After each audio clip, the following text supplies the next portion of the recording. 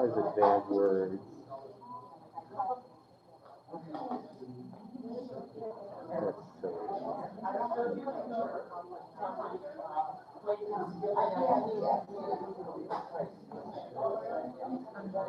That's silly.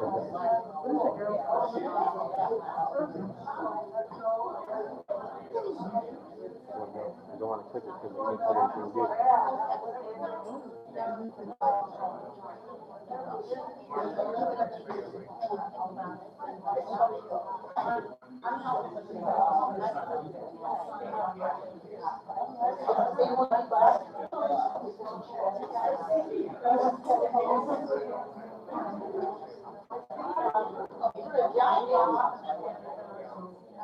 Oh, wow.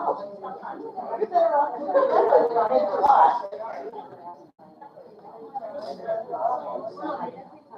Oh, and this is tell you.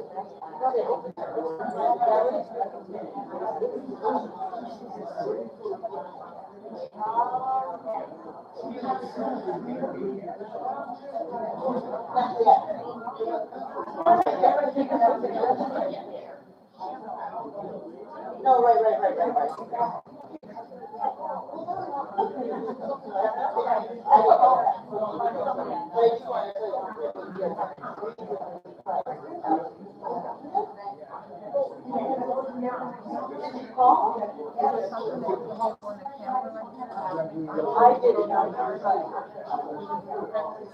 Mm-hmm. Yeah. No, it's a very basic camera.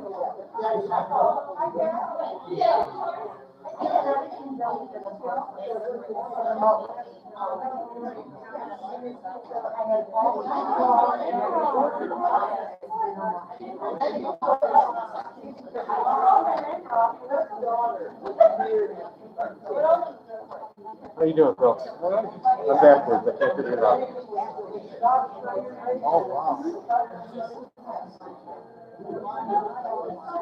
Hi, Soren. This is Milan calling. How are you? I'm okay. Is there a setting that I could hit to... It's showing the image in verse, backwards. Left to right is right to left. You know what I mean? Is there a setting that I can change? Hi there. Got your sticker show. Whatever the YouTube studio is using. Yeah.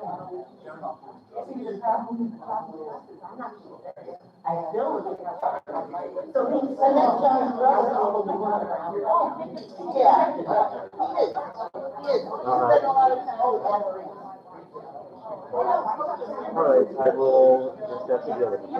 All right, thank you. No, if I have any other crises, I will call you. Thank you.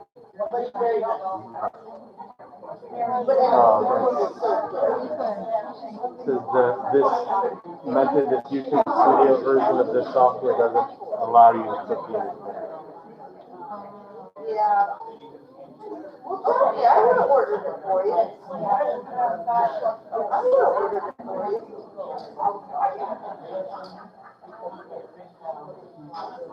It's working.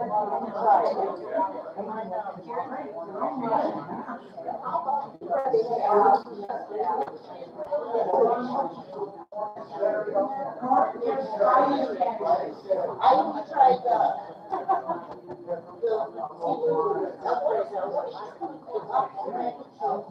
the chicken parmigiano and the beef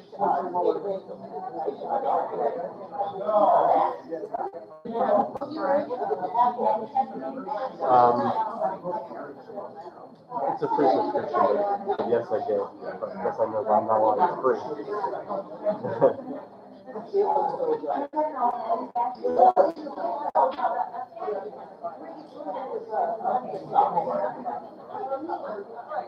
We had like 10 minutes there. It was really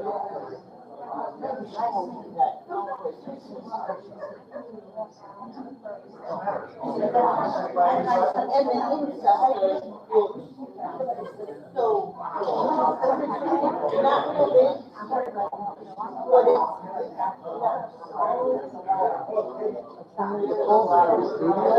Yeah, it's just a YouTube product.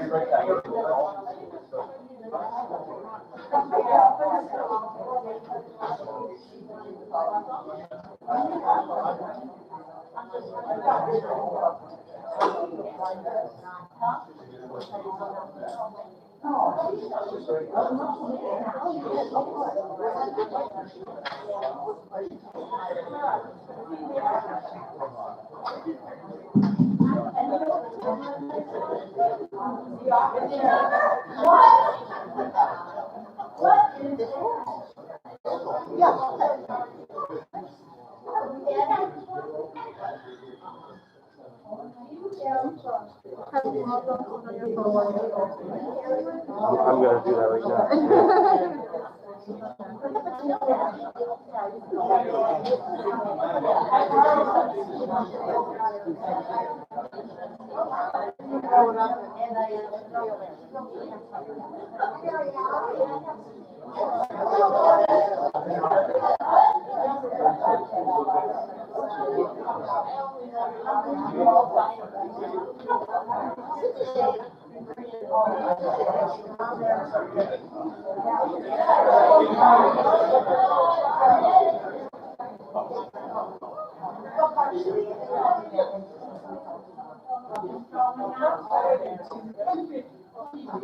Wow, now it's an insurance stuff.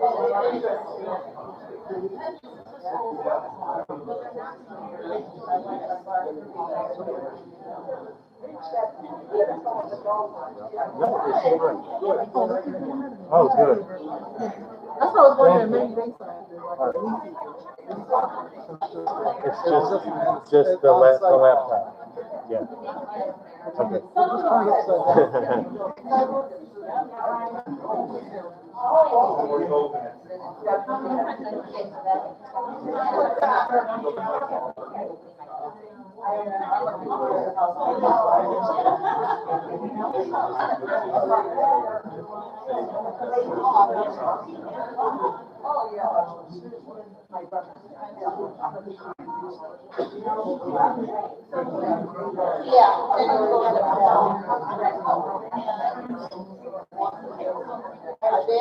Hello? Do I have to wear this mask?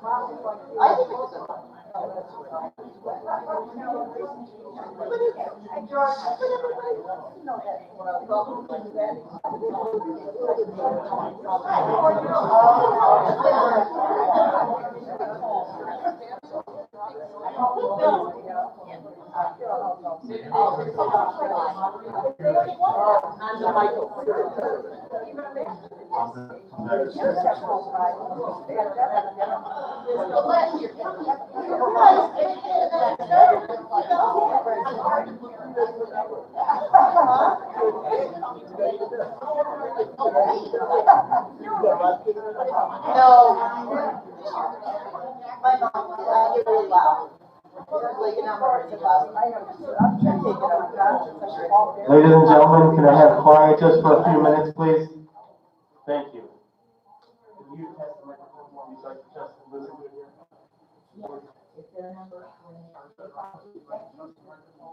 Go ahead, you can take that one. Test. Okay, me on. That's better. Everybody hear me? I'm not running for anything. I am moderator's microphone. Neither do I most of the time.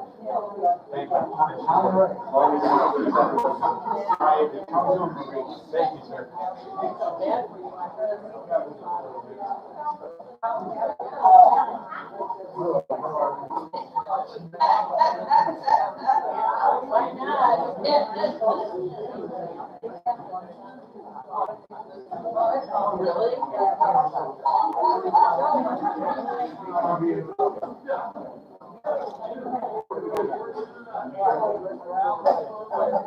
Yeah, you can. Yeah,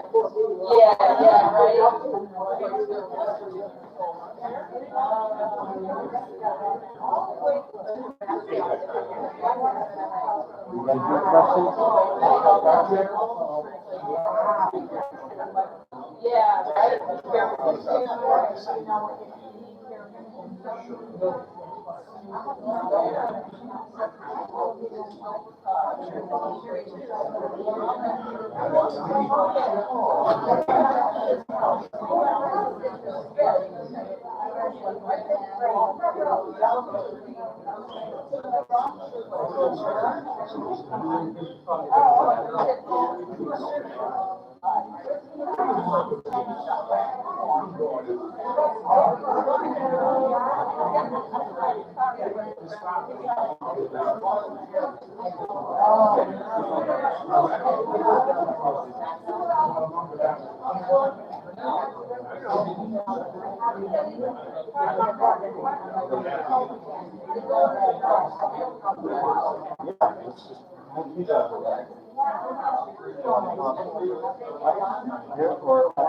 Which side, Gloria?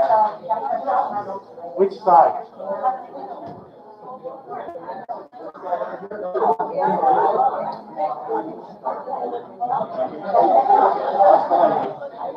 Thank you, bro.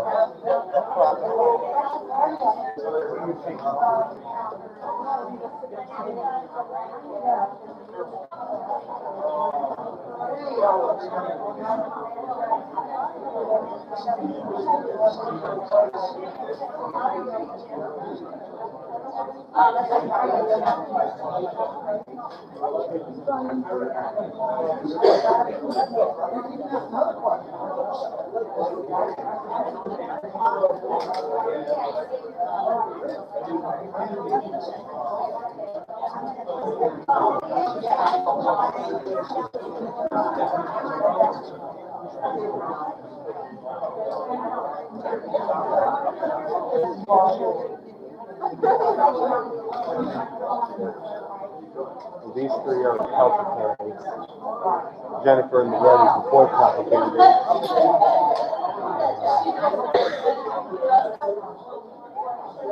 We are still missing a lot of people.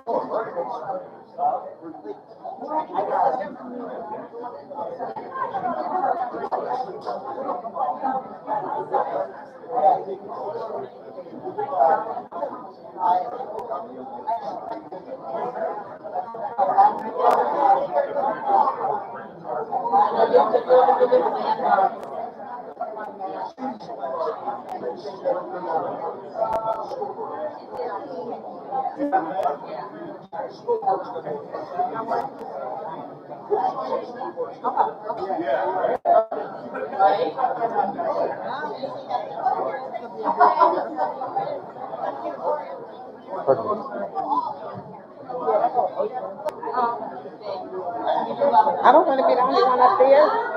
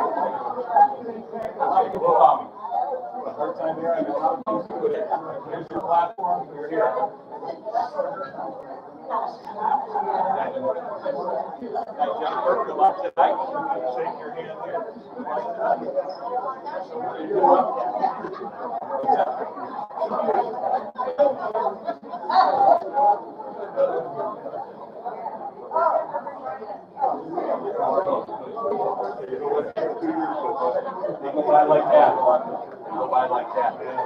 So what do you have to Looks good. Well, we're working on the corner there. With the well, no, with yes, with the same group that closed on the book, which is Scallon, DiGeronimo. So we're hoping to close before the end of the year. Something I would like to do if I get on another board, get our community together and get a group and go for the swimming club. Well, we can talk about that tonight. It's not here. Or after. Okay, sounds good.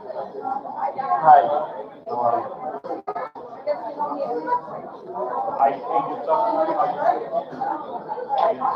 Hi, Joe. 14 lines.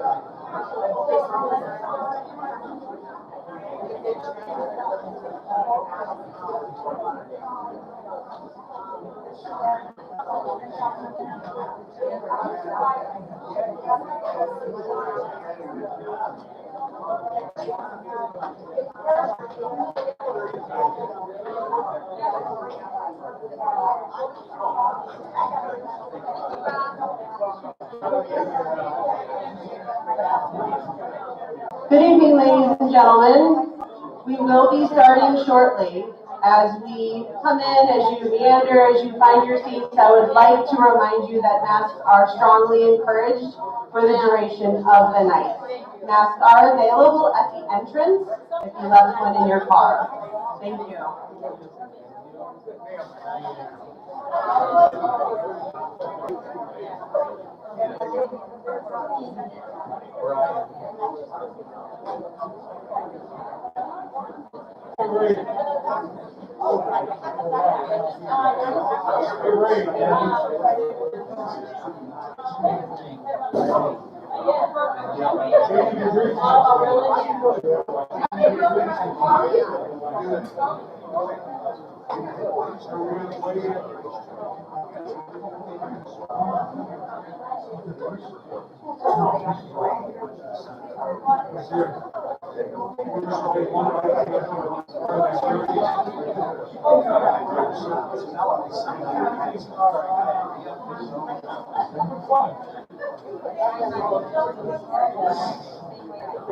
Gloria.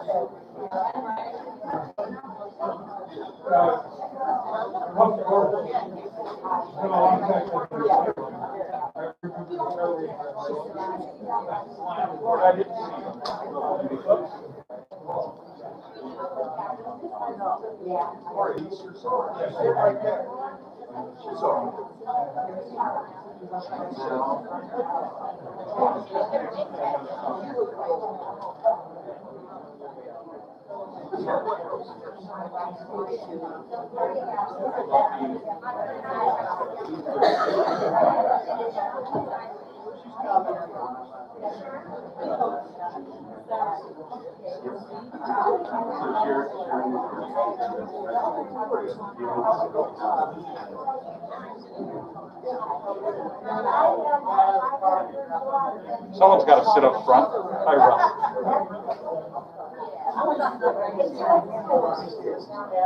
I always wish to the back, so now I have to go.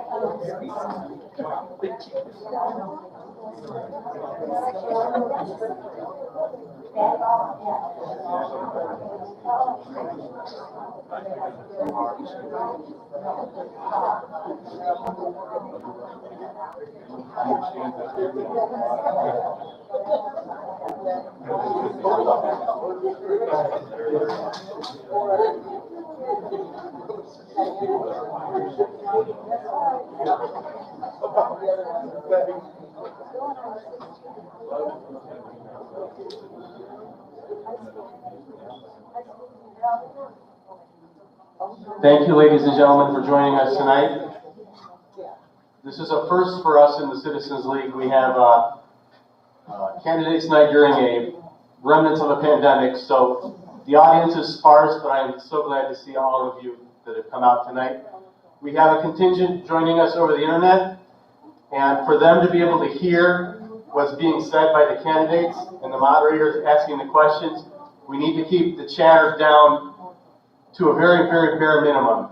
The microphone is very sensitive and it's picking up a lot of background noise, but if we do our best to keep things quiet, it should work just fine.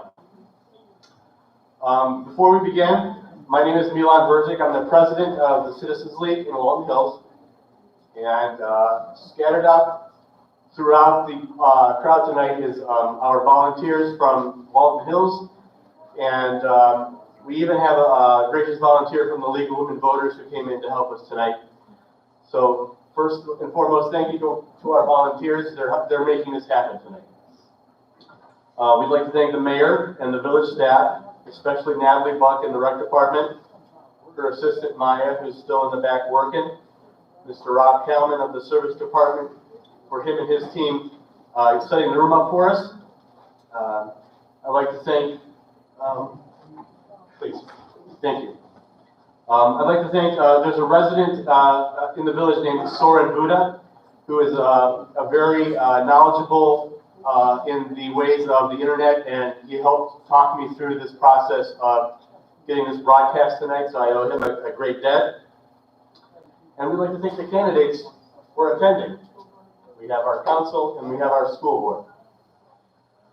I'm going to introduce our moderators for tonight, and they will run this show in two halves. George Main, resident of 48 years, is going to run the school board candidate segment for us. And Sean McCormick, who's seated in the corner, a resident of 10 years in the village, will run the council portion of the evening for us. Both of these folks are very well respected in our community, and we are grateful to have them helping us tonight. Before we do the Pledge of Allegiance,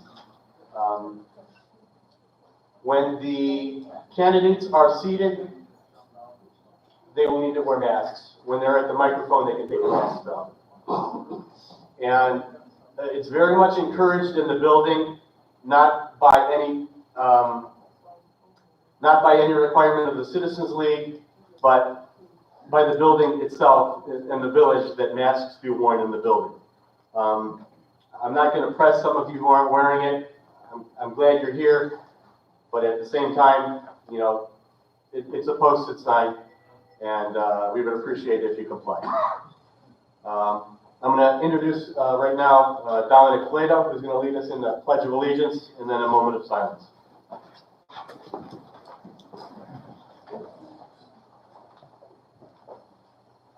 I pledge allegiance To the flag of the United States of America, and to the republic for which it stands, one nation, under God, indivisible, with liberty and justice for all. Please remain standing and we have a moment of silent thought to thank our military and soldiers who keep us safe, and especially those who never were able to come back home, and also our police, fire, EMS, and first responders who we greatly need to help us. Thank you. You may be seated.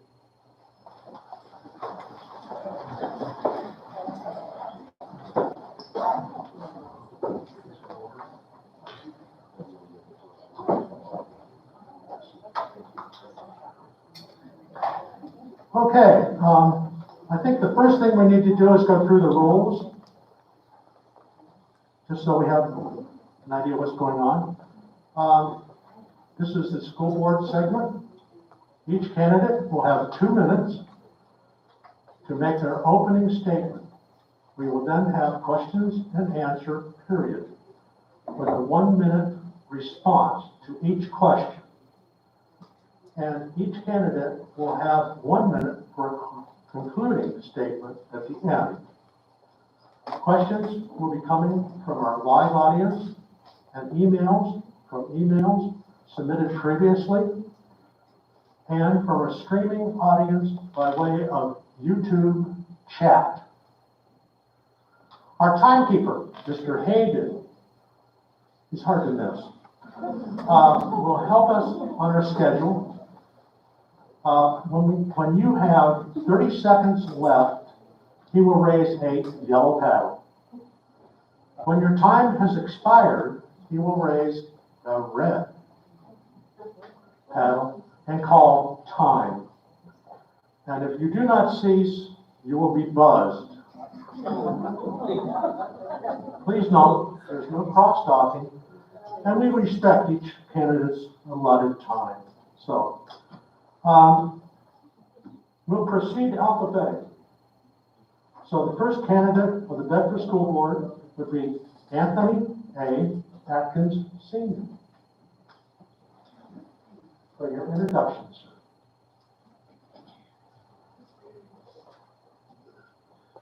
Good evening, everyone.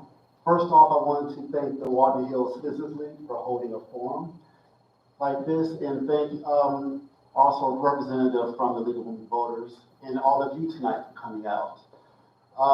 Again, my name is Anthony Akins. I'm a candidate for the Bedford City School Board. I am an alumnus of the district. I have lived in the district for 31 years. I've attended school through the district and a graduate of Bedford High School in 1996. I am also a Navy veteran, serving our country on an aircraft carrier, the USS George Washington, based out of Norfolk, Virginia. Education-wise, I have a bachelor's degree in healthcare administration and a master's degree in business. I currently want to be on the Butler City School Board because I've currently seen the highs and lows of the district. As a member of the district, I know how it was appealing for people to want to move into one of the four communities. And I know that since then, enrollment has dropped. Since then, the buildings have went down in just how they look, how the insides are. And I just want to make sure that we can bring this district back to where it was. So my role is first and foremost a parent. I have children in the district myself, and I want to just try to get the community back to where it was, where it's definitely going to be appealing for new people to move into our cities and new people to go to our schools. Thank you. Thank you, sir.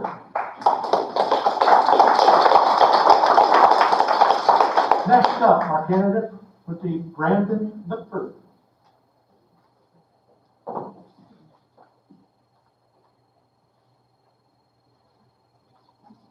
Thank you. Good evening, everyone. I am also honored to be here. Appreciate the invitation from the Walton Hills Citizens League. My name is Brandon Lipford. I am a 7-year resident of Oakwood Village, where I live here with my wife and my 2 children. Very honored to be a part of this process. I am a career educator and a community development professional. I am not a politician.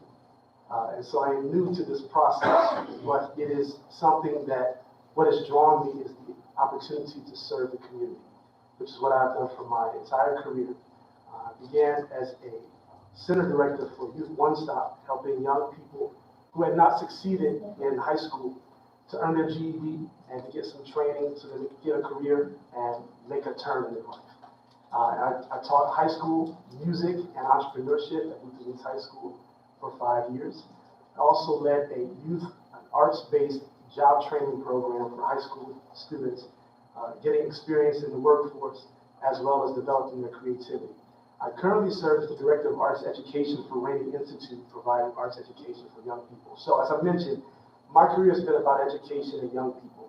And this is why I know I'm confident I can bring judgment and experience and integrity and a passion for young people succeeding to the school board, which is what I desire to do as a candidate. I have been learning so much through this process, and I am looking forward to continuing to learn about your cares as the citizens and the community, and that's kind of my approach. I believe we have to do this as a community, and work together with our students, teachers, educators, administrators to have a vision for success in our district, and for how the students can succeed, how we can provide the opportunities and the environment for them to do so, and how we can all play a part keeping them safe, keeping them encouraged, and to do the very best they can. Thank you so much.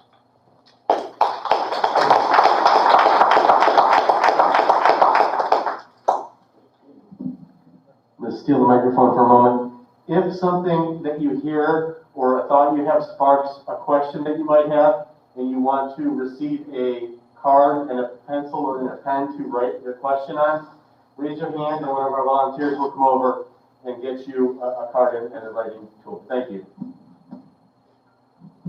Thank you, Ron. And thank you, sir, for that. I'm a little shorter than everybody else, so.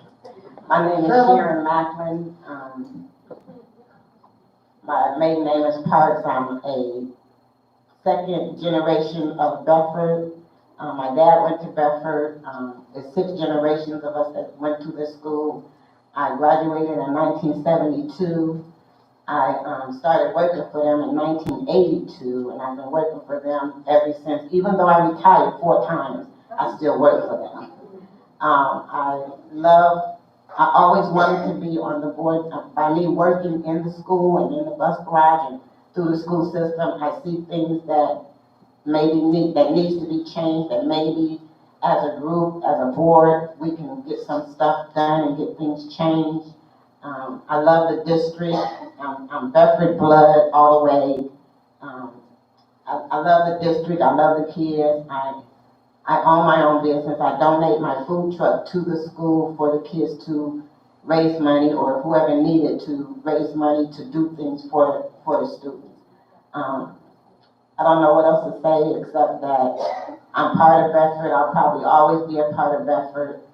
We moved into our home when I was born, so my dad and them were already here then.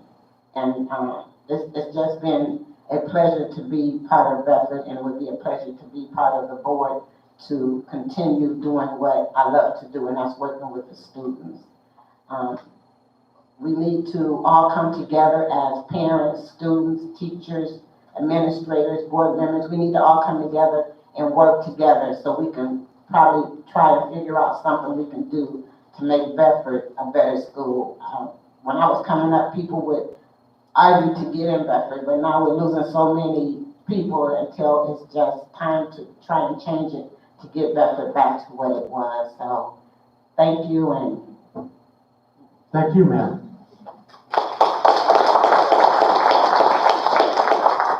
Our next candidate would be Joseph Nesbitt.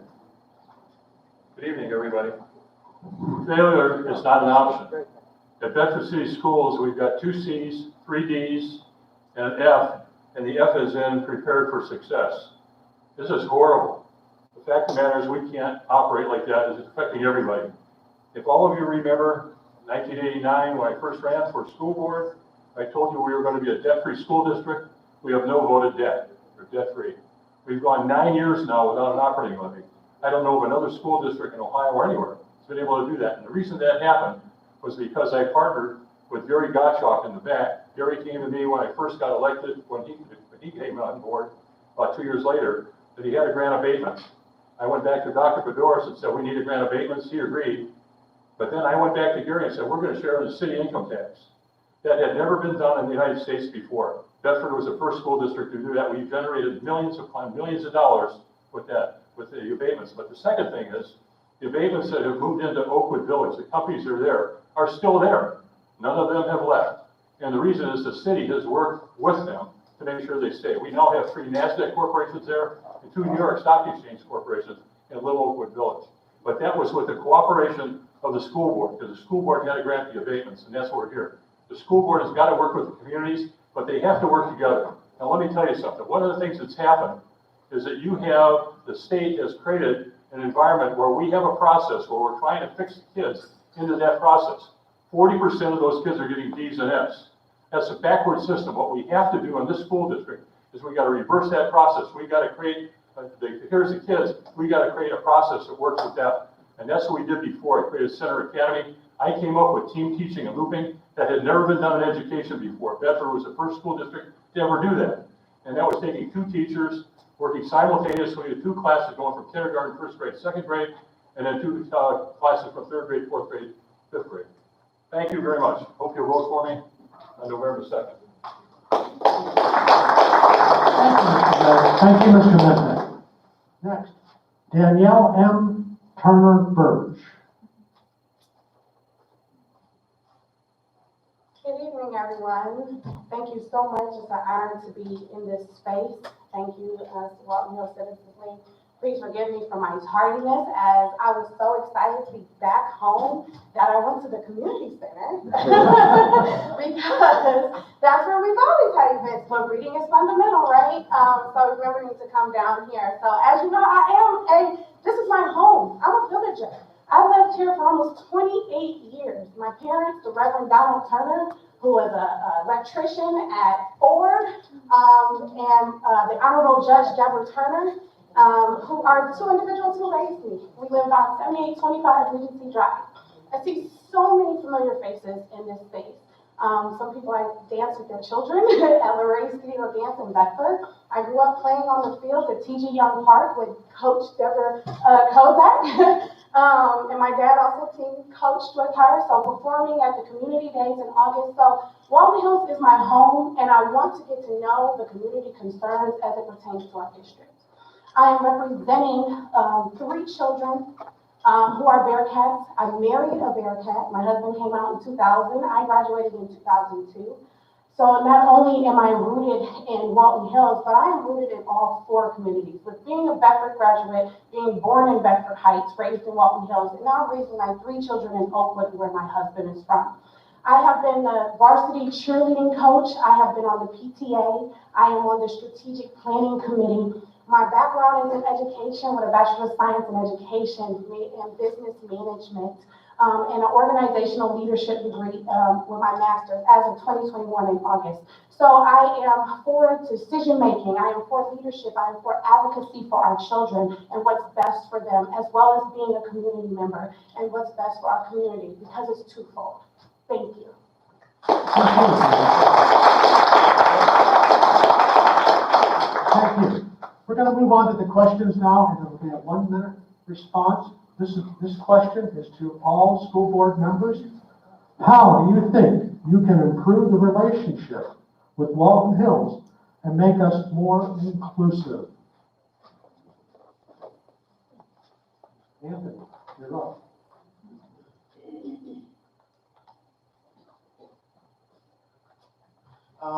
One thing that I would do first and foremost is to increase communication within the district.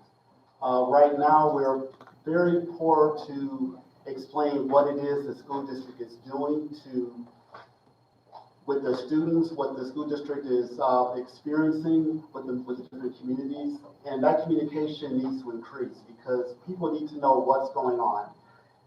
As residents of Walton Hills, you want to know that your tax dollars are going to the right place. You want to make sure that your tax dollars are actually making improvements, whether it be building improvements, whether it be educational, whether it be test scores. And we need to showcase who our students are and just explain what services the district has. So I would put communication as first and foremost to let everyone know what exactly is going on between the district and the communities. Thank you. Thank you. Mr. Whitford. Can you clarify when you say more inclusive, what do you mean by that? Well, they want to know, I believe I understood. They want to know how Walton Hills can be more inclusive with the Bedford school system. Okay. So I think I understand. So I will actually piggyback on what Anthony said as well.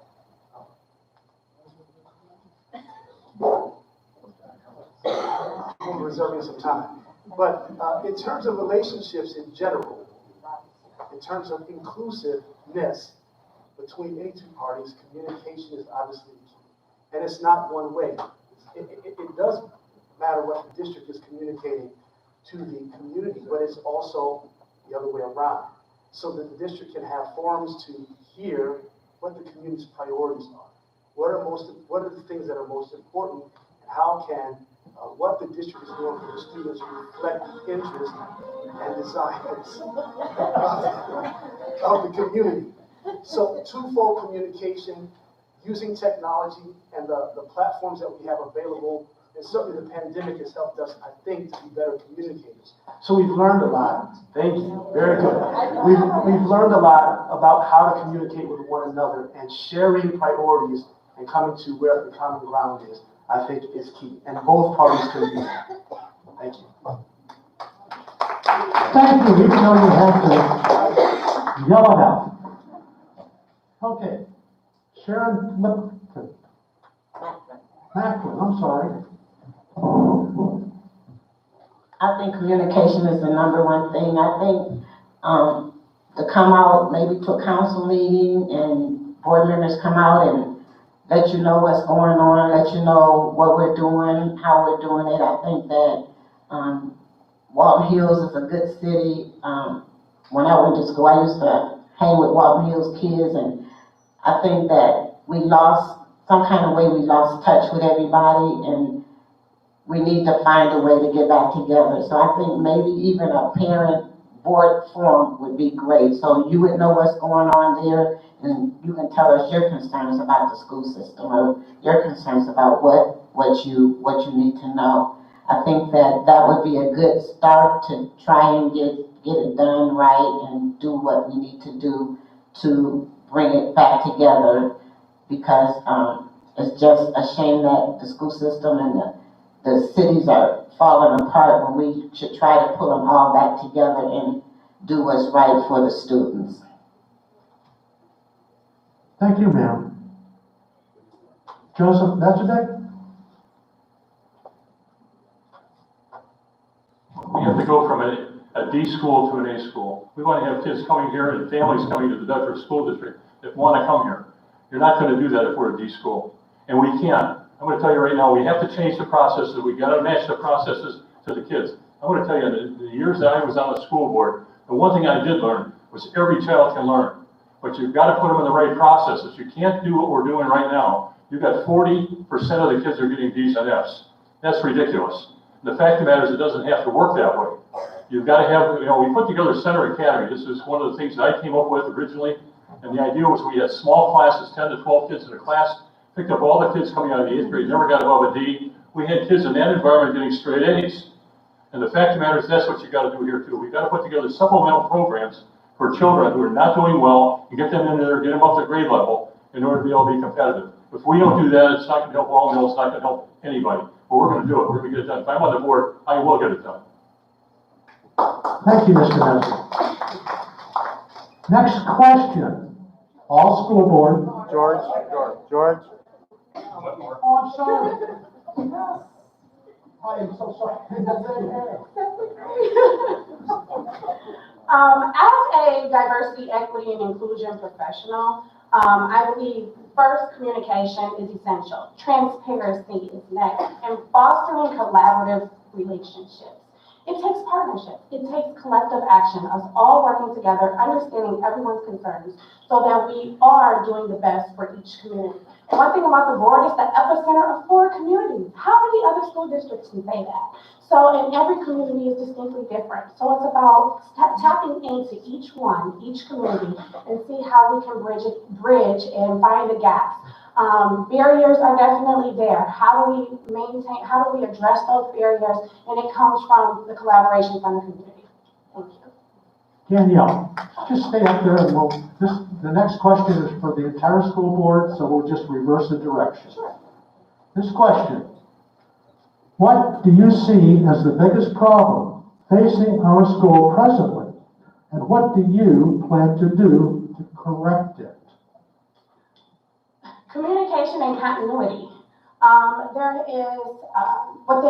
inequities and inconsistencies with the practices and processes, as my colleague has indicated. It is definitely time to take a look at policy, and with having a background in organizational leadership, looking at the policy, finding where the inequities are, and then creating new policies and new ideas and new practices and strategies that help us with the direction. I'm trying to remember the last part of that question, but yes, the biggest concern is communication and continuity, making sure that we are consistent for everyone, including those with disabilities. We make sure that we are not leaving those children out. And some of our processes and practices right now are not including our children with disabilities. Thank you. Thank you, Pam. So, what's next? We have a leadership problem. That's why it starts from the top and it goes down. If you don't have a good school board, it doesn't work at all. A good school board hires the superintendent, the treasurer, but they also can bring in consultants. They can bring in a lot of other people. It's a leadership problem. You've got 3 people that are going to be on this board right now. As 3 people are leaving, we're going to have a new board. And we've got to change the direction of the school. And this board, whoever gets elected in here, has got to work together. This is a team effort. If you've got a team effort, you go back. We started off with strategic planning. First time when I was on the board, we had 15 initiatives. We got 13 done in the first year, including building Bearcat Stadium. We built Bearcat Stadium in 9 months. We were $120,000 under budget. It's paid off. We've had 15 professional athletes come out of it. we have a better playing field in there as athletic than the Browns plan. The fact of the matter is, if you take a look at Roger Saffold, his first contract was for $32 million. 3 years later, second contract is with the Titans now, was for $43 million. We've got a lot more kids that are that good. They're coming out of Bedford, and that's what we have to be able to get done. But it's a leadership problem from the board and through the administration. That's what we have to fix. Thank you, Mr. Bennett. Next, Sharon Macklin. Could you repeat the question, please? Yes, I can. What do you see as the biggest problem facing our schools presently? And what do you plan to do to correct it? I think the biggest problem facing our schools is the security. I think we need to tighten up on security with the things that's going on in these different schools. I don't see anything wrong with maybe metal detector at the doors. I mean, we have to realize this is 2021. Things have changed. I think to all come together and try to figure it out together, how we can change this, how we can make this better would be a great idea. We have great kids in our school, but no matter where you go, there's a handful that's not as great. So you have to take the good ones and work with them and work with the I don't want to say bad ones, work with the other ones and try to pull them in. I did security at Bedford for 27 years, and it was times when I would hug a kid and tell them, "You're doing great, keep up the good work." So that helped a lot. Thank you. Next, Mr. Brandon Lipford. I think, without question, the greatest challenge is the lack of vision. I know how you all are in terms of your faith. I am a Bible-believing person. The Bible says where there is no vision, the people perish. If there is no direction and a clear vision that everyone can be a part of, things will fall apart. The biggest challenge is the lack of vision, and how the vision, casting a vision for the students, the teachers, the administrators, can allow everyone to get together and build a culture that prioritizes education and achievement. We have tremendous resources in this community, but the fact that students are not accessing or making the most of them is because of a lack of vision and direction. And that does come from our leadership. And what I would do is encourage every voice to be a part of creating a vision. The voices of students, teachers, administrators, citizens, and parents to craft a vision and then be determined to make it real. And that's what you can do to turn things around. Thank you. Next, Mr. Apple. I personally think one of the problems affecting the school district, stop time.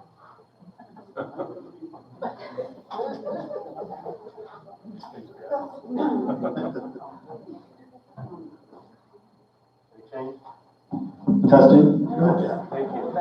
The old turn it off, turn it on again thing.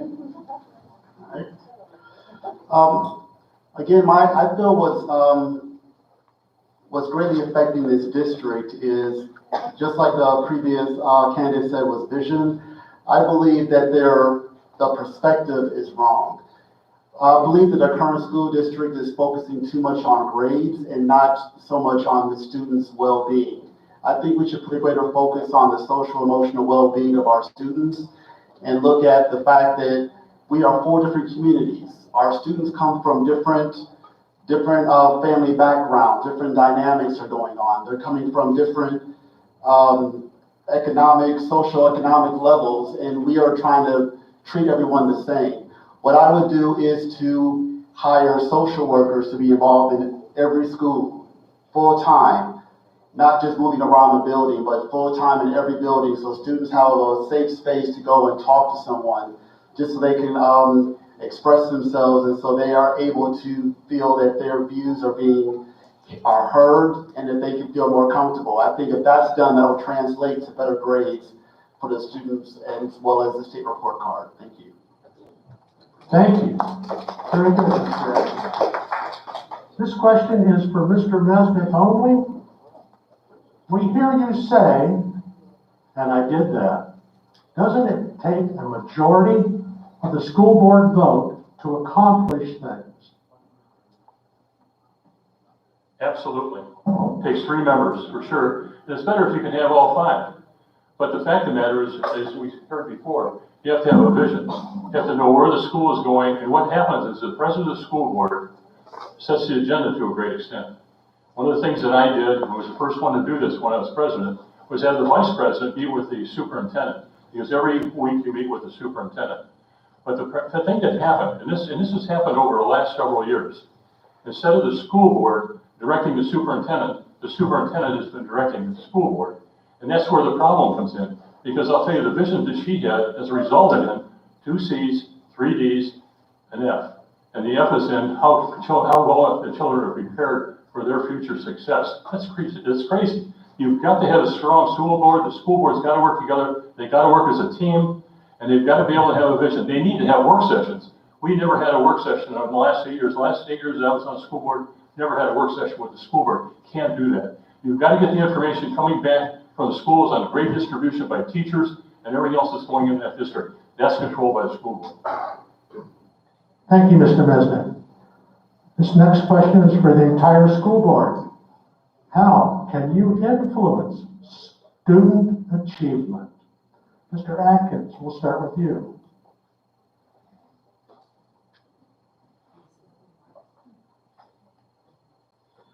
How can you influence student achievement? I would say is looking at the environment that they are working in. We have buildings that have rusted lockers. We have buildings that have buckets of water dripping whenever it rains. We have buildings that have carpets that have been replaced in over 20 years.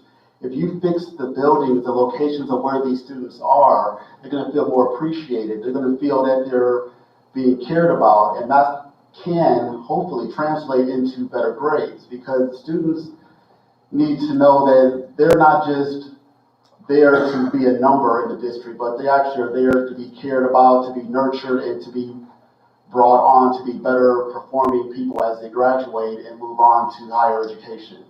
So I believe you need to work on the environment, which is our buildings. Thank you. Thank you, sir. Mr. Lipford? Me and Anthony are on a lot of the same pages. The environment is one of the things that you can control. You can't always control what students will do in an environment, but you can control the environment so that they feel safe, that they feel honored and celebrated, so that it's natural to achieve. So that's one thing we can do, and that goes with our physical facilities as well as the teachers we surround them with, the professionals we surround them with, and the attitudes that they come to work with the kids every day. And that also helps to foster a culture that makes achievement standard. And I really believe in that. If students are expected to achieve, and that high standards are placed for them, and the environment will support them, they will achieve. And also, the last thing I would say is to set people in front of them that they can aspire to become. People like ourselves and leaders who have achieved, that can come back into our district and inspire our students and let them know how important it is for them to be successful, to take advantage of every opportunity and resource that's available to them, and that they can aspire to be something greater and become something that more than they are. Thank you. Sharon Macklin. I agree that our schools do need cosmetic help, but working with the kids for 27 years inside the school, I drove the school bus, I did security for 27 years, and sometimes you don't know where these kids are coming from, you don't know what they're going through at home. And when I had kids who were really doing the wrong thing and would try to do the right thing, to just touch them and tell them, you know what, I'm so proud of you, you're doing so much better, keep up the good work. And that helps them, but you don't know if they're getting that at home. So if we can get some kind of committee or some kind of resource that can reach out to these kids, I think that would help them a lot. But we don't know where they're coming from. We don't know if they're eating. We don't know what's going on at their house. And some of them need to be touched. Some of them need to be held. Some of them need to be told that they're doing the right thing so they will keep going the right way. So many kids come back to me now and say, Michelle, you know what? I appreciated you. What you did for me in school was really great. So that helps a lot. Thank you, ma'am. Mr. Joseph Mesnick? If you were a new teacher graduating from a college and you saw you were coming to Bedford, which is a D school, or you had a choice of going to Solon, which is an A school next door, where are you going to go? Our problem is not buildings. Our problems are processes and the people that are administering it. We have got to have good administrators. We have got to have excellent teachers. And I'm going to tell you something. This school district is one of the richest school districts in Ohio. We are running more money than anybody. And the fact of the matter is we can afford the best, the very best. And that's what we have to do. But the fact of the matter is the very best is only going to come here if you've got good processes, good programs, and you get results out of that. That's what you have to do. We've got to match the processes to the kids. If we do that, we can fix this school district. We're going to be able, and we're going to do that. That's what we have to do. We've got to get this thing going, and we have to work together as a team. Get the teachers. I'll tell you what, when I first got in there, I told Dr. Bedore, you got to work with the gold mine. The gold mine is the mine between the two ears. That's the gold mine. Teachers know what has to get done. Administrators know it, but you got to get them to feel free enough to be able to say, this is what we need to get done. That's what you have to do. We did it before. We can do it again. Danielle?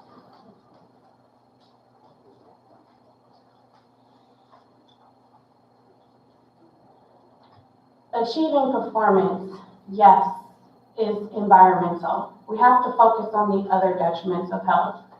That is also not being able to be taught to holistically, to be engaged socially, emotionally, to have proper nutrition. You can't function well in a classroom when you're being served donuts and Pop-Tarts for breakfast, when you have to take lunch or take breakfast. Because you're going to crash with the sugar in the afternoon. You can't take math class and try to focus on that. So it's paying attention to the nutrition, paying attention to the environment, because when you look good, you feel good. And when you feel good, you perform well. And so when they're seeing dank carpet and rusted lockers and buckets of trash bins catching water, does that make you feel like it's an environment that's encouraging? Just because there may be some socioeconomic barriers, some social-emotional barriers, we have to meet them where the needs are. It's important to address the underserved and the disadvantaged as well as the high-performing. Thank you. Would you like to stay there, and I'll read the next question and we'll just come backwards. Not everyone can go to college. Would you reinstate the trades, paint, body shop, machine shop, and such? I would have to say absolutely. I am not only a college graduate, but I also hold a trade. I was a cosmetologist for 18 years, had my own business. It was important for me to try to get a license when I was in high school, but I was told because I was a good student that that program was not for me. So it needs to be for anyone, whether you choose to go on to college or you choose to be an entrepreneur. You can do both. Entrepreneurship is what led me to go finish my degree. I started at Bowling Green State University being a vocal performance major, and I was going to teach education and music. But then I said I was making such good money being a cosmetologist at the time, I took a break. But being a manager in cosmetology, becoming an instructor, teaching cosmetology, teaching other professionals how to own and manage their own businesses, that's where I got my passion to finish my degree in education and business management, and also going on to be an organizational leader so I can help lead others and students and parents to have other ideas and entrepreneurial goals, as well as if collegiate is in your space and in your vision. Go right ahead. Thank you, Ms. Turner-Birch. Mr. Mesnick. If you read my literature, one of the things it says in there is reestablish a vocational program. Absolutely. We have to do that. There's a lot of kids. I have a question for you. How many in here have used algebra in the last year? Raise your hands. Just take a look at that. We teach kids 2 years of algebra. I mean, the fact of the matter is, use simple math. We need to get back to the basics with these kids. A lot of the kids don't have the basics, and to be honest with you, a lot of the parents need help with that too. We really need to put together a program where we had this before, we had a full adult education program that hit all the trades, that had all that in there. And after I left the board in '98, in 2 years, all the things that we did were reversed. Now, I learned from that, because the next time we put in these programs, we're going to put a provision in that says you can't eliminate this program without putting it on the ballot and let the people decide. You can't allow the superintendents to make an arbitrary decision, and with a swipe of a pen, they eliminated our adult education program we had 7 years into. And not only that, we had money coming in from the state, we had money coming from everywhere else to fund it, and they just wiped it out with a swipe of a pen. Not again. Sharon Mackler, thank you. I do think they need to bring back woodshop, auto body, home ec. Without home ec, I probably wouldn't have my business because I did take home ec. I also took COE, so I worked in an office. I decided to open my own business with a food truck, which is doing fabulous. It's doing fabulous. But I think that the kids need that. How many kids don't know how to cook? I had foster kids and I have 3 adopted kids. And my one son can fry eggs, my other son can't even boil water. But he took computer, he can build a computer from scratch, from the very middle first screw to the end. He built a computer that his sergeant took when he went into the Army, and it's water cooling. He built this computer and it's water cooling, and the Army loves it. So now he's going to be working for them for computer stuff, which is fantastic because he started at Bedford. Thank you, ma'am. Mr. Lipford. I'm also a yes on this. There are many ways to measure achievement and success, and students must be able to understand that there are multiple ways to identify someone who is talented. There's not one path. However, it is very important, and I think we got to understand, the kids are in front of us in some of these things.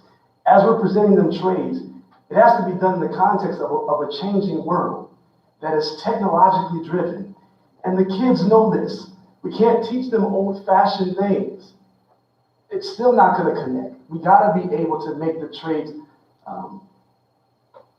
resonate to a current economy and a current vision for the future, that kids are already there. Some of us are not there.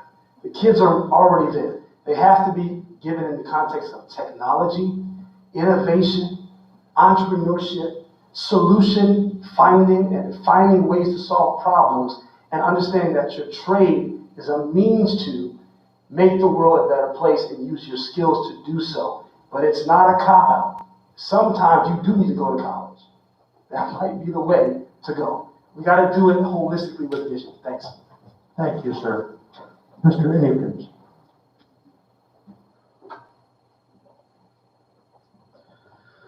Our society is made of a melting pot of different people. We have the executives, we have teachers, then we also have tradesmen. When I went to school, we actually had different trades going on. We had folks in the auto body. We had folks doing cosmetology. Now you go to school, they don't even have classes to teach people cursive, how they can even sign a check. They don't have classes to teach people how to cook, how to just manage a household. These are just basic life skills that need to be addressed. I think, as I said before, the perspective is off. The perspective is education and college bound, but frankly, not everyone is college bound. Myself, I went straight to the military after high school and then went to college.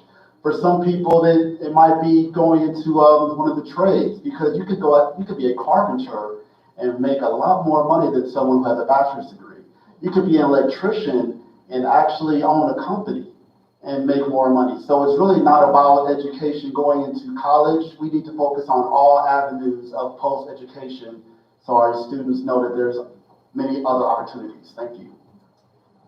Mr. Akins, you can just stay there. This is for all the school board again. As an advocate for public schools, what is your view of school choice, vouchers, and charter schools, etc.? My idea of school choice is that I believe tax dollars of the residents should be put into our school districts. If we're paying tax dollars to go towards vouchers, which are basically allowing students to go outside of our school district, then the district itself is losing money. And that's what I cannot agree with. Currently, there's a program, I believe it's Ed Choice, where you can get vouchers based on if the school is meeting a certain grade level. I believe it's a D or less. And we can't allow, we need to try to do what we can to build up our district, not feed another district and feed money to somewhere else. We need to work on our district, our communities. So I would be for not going with vouchers personally so that kids can learn in our community. Thank you. Thank you, sir. Mr. Ledford. I think it's a complex issue. The school district has an obligation to serve the students and their families. And this is America. In America, there's competition. I think it's complex where dollars and resources go, but everybody's got to do it right. And if you don't do it right, competition will come to bite you. That is a reality. And I think not only is it something we've got to come to grips with, but we also got to teach our kids. You're going into a competitive world. You've got to be excellent, you've got to achieve, or you're going to lose. Same as with the school district. It's a challenge. We've got to fund our public schools, but our public school districts have to also live up to the obligation to serve their kids and their families with all the resources and dedication and commitment so that they can win the choice of their families to come to the schools. And that's what we need: a school board, a strong administration to make sure that we're doing that for our families and kids. Thank you, Mr. Ledford. Sharon Macklin.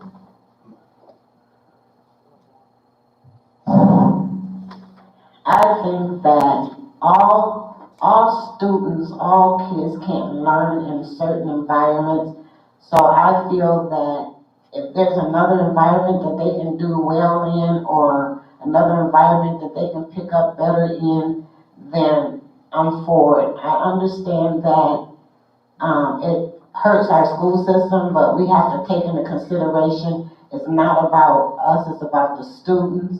And I feel that if that's what they need to do to get their education, to get what they need to be successful in life, then I feel that they should be able to do that.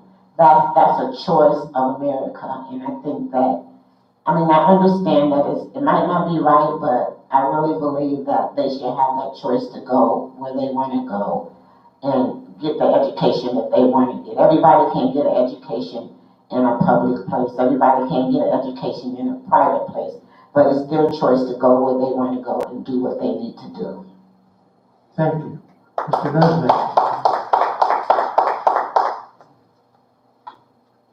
First of all, we have no control over it. The federal government, the state government's going to decide what we're doing. They're going to decide what happens to public schools. We're in competition. I'm going to tell you something right now. We have athletes coming to Bedford City Schools. You know why? Because we have the best facilities, and you can ask Joe Alley back there. Remember Joe, who put in the best workout equipment in Ohio? It's in Bedford. Our stadium is better than what the Browns play. And I'll tell you, we've got kids coming to Bedford who want to play in that stadium and be coached in that stadium. We've got to do the same thing academically. We've got to become an A school. And then we don't have to worry about vouchers or anything else. Get the school up to the level where it should be. People are going to want to come here. They're going to pay tuition to come to Bedford. That's what we have to do, not the other stuff. We have no control over the other. The state and the federal government's going to do it. Thank you, Mr. Nesbitt. Ms. Turner Birch. As my colleague here, Mr. Lickford, stated, it is a very convoluted issue. Yes to every public school receives money for every child that sits in the seat. And our community homeowners are the ones who pay into the tax dollars for our public schooling. But I also believe that, yes, you should have the ability that if the school is failing, even though it takes time for us to pull it together so that our grades can go up, in the interim, having an option to go elsewhere can still help the child. Every child can't learn in every environment, correct. And sometimes another environment might be best for the child depending on the needs. So do I agree with them? I can't really choose which side because I see the advantageousness of both concepts. It would be more for me to look into whether it is a state issue or federal issue, as well as what is best for our children is what my thing is, and as well as having the choice and ability based on where the school is, where you can go. Thank you. Thank you very much. This will be our last question. It's directed towards Joe Nesbitt.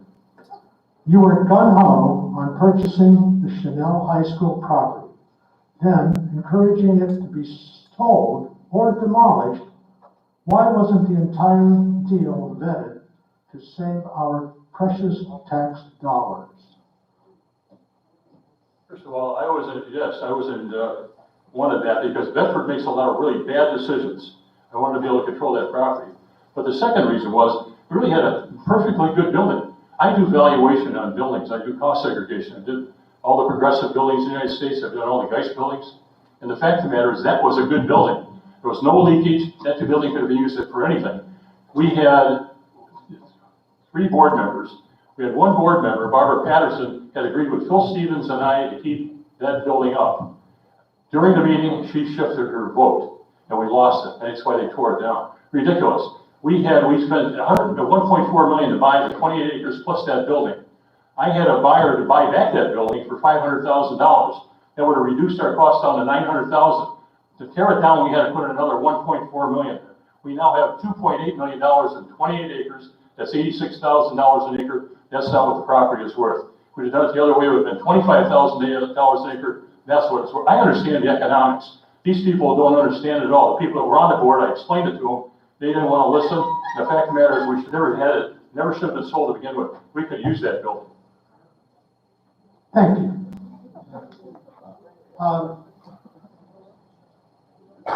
We're going to end this now. We had a lot of questions that weren't answered, but we ran out of time. And so, I mean, they're all good questions. We really are interested in our school board, our school system. But let's start with Mr. Hankins, and you have 1 minute to do your closing statements. Everyone, we have a choice next month on November 2nd. We have a choice of what direction we want this school district to go to. Do we want to keep with the same policies that's currently going on? Do we want to go the same direction, or do we want to change? As you look at the candidates up here, you need to look at the fact that there's 3 open seats. You need to look at the candidates that you would like to help lead our school district to the next level, but also the candidates that are going to work best together to make that happen as well. Because one person cannot do it on their own, they have to work within the board. So you need to consider that as well. I believe that as a Navy veteran and former councilman, I believe that we need to work together with all of our communities in the school district because we can't do this alone. We need partnerships. We need to focus on the well-being of our students. We need to focus on communication. We need to focus on our buildings. And we need to look at what we can do to make our community grow and be appealing to others. Thank you. Thank you, Mr. Richard.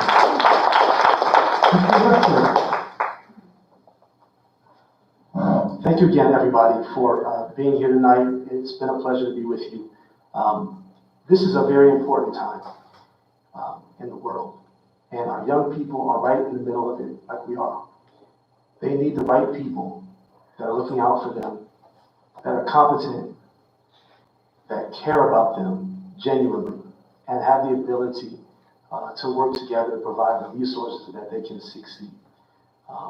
I firmly believe that it takes a positive and collaborative attitude and a determination, and you have to believe that you can do what you're trying to accomplish. That's the type of person that I am.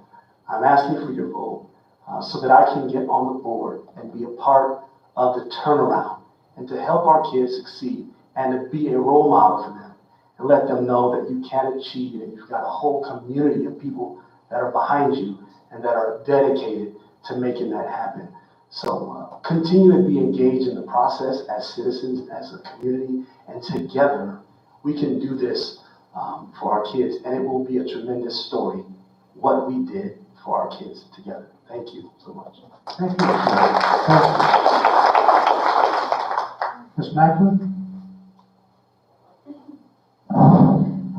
I believe after working with the kids as long as I did and working with the teachers and administrators and board members and superintendents, I've seen a lot of them come and I've seen a lot of them go.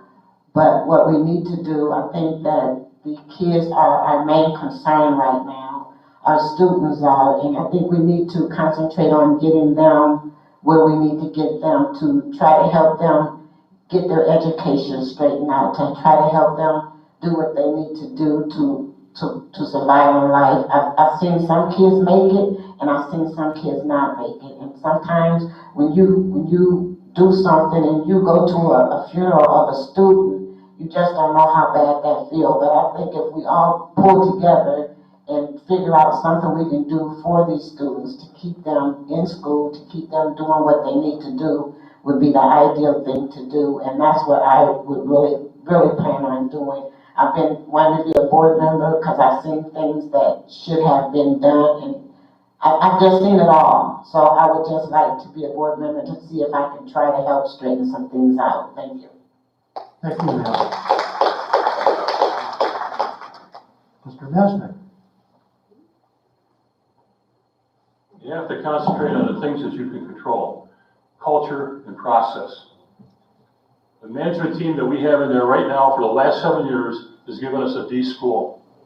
They've got to be replaced. We need a new team in there. When I got on the board originally, I did a battlefield assessment, we had a military guy. I said, everybody's got to go with the treasurer in 18 months, we got a brand new team. And we went from a process of a culture of defeat to one of excellence. That's what we have to do again. There's two things you can change: culture, which means change the people, and secondly, you can change the processes. And that's the other part. But we got to take the processes and match them up with the kids. That's what we have to do. Putting in the vocational program, because that matches up with some of the kids. We need to put in academic programs. They eliminated the GATE programs at Bedford City Schools. They're advanced placement courses. Why in the devil would they ever do that? Not on my team. Not in my time. It's not going to happen. You put me back in the school board, I will fix this school district again. Because that's what it takes. It takes leadership and somebody who has the know-how. I know what it takes to be world class. Because I've worked with world-class companies before, I've done world-class stuff myself. Please, we got to bring the team together, and we've got to bring that new team. Thank you, Mr. Mesnick.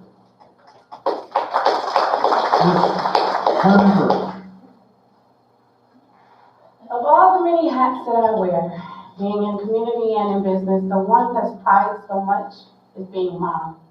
I'm a mom. I have 3 kids in our district. So the future of the district is very important to me. As one that had to stay home the last year, had to know how to adjust and be flexible so that my children can work from home the entire year. I know what that was like. And so therefore, I understand what our students have been through, what our families have been through, and how we can move forward. We have to be adaptable, we have to be adjust, and we have to be flexible. We have to support every student, no matter what protected class they're in, what cultural backgrounds and climates they come from. We have to protect our children. We have to meet their individualized needs. I ask that for your support. I want to be a collaborative teammate. I believe I can be an asset to the team for a solutions approach with new ideas and add great change. Thank you. Thank you. Thanks to all of our candidates. This concludes the school board portion of the evening. We'll now have a 2-minute break to reset the candidates. But a reminder, anybody that's in person in the audience, we have Connie Tomato back in the back. That's has the 50-50 raffle table. And half the proceeds for tonight's raffle will be donated to a local charity. So thank you. Thank you. I wanted to add for our candidates here, I wish we could spend longer. There's only so much time that we can allocate. We're going to collate all the questions that have come through for the school board, and I'll put them in an email and we'll share them all with you so you know what's on people's minds. Thank you.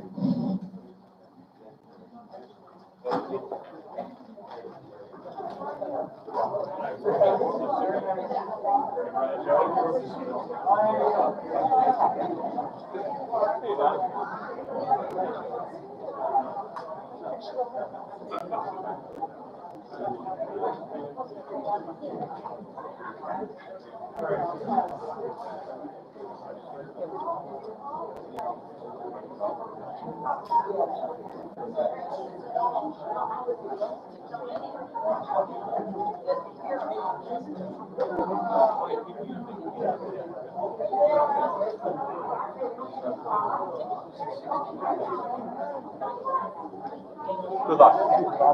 Thank you.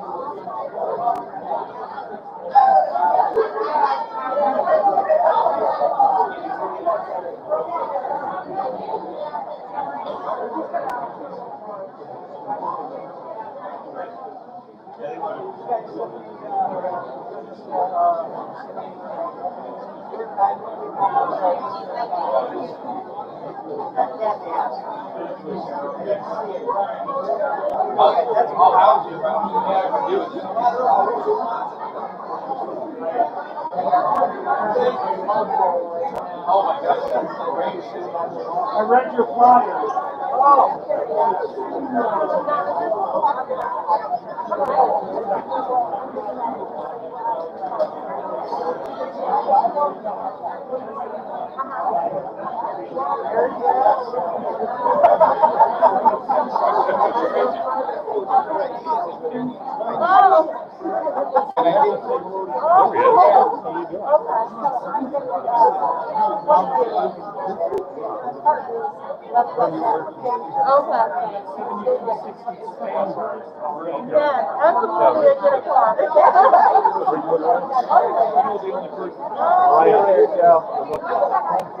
Okay, did you like that? Did you like what I said? You're here. I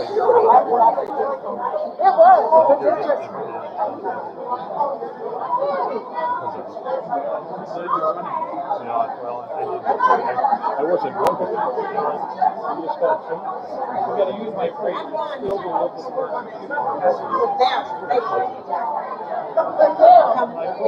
Still the look of work.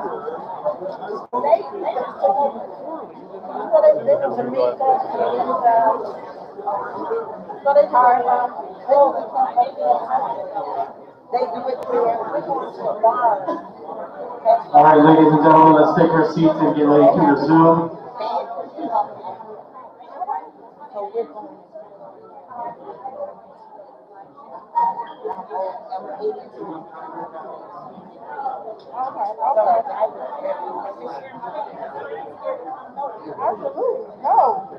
Let's take our seats, please.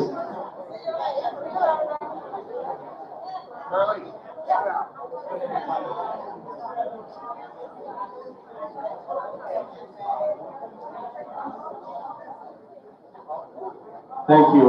And here with our village council portion of the program is Sean McCormick.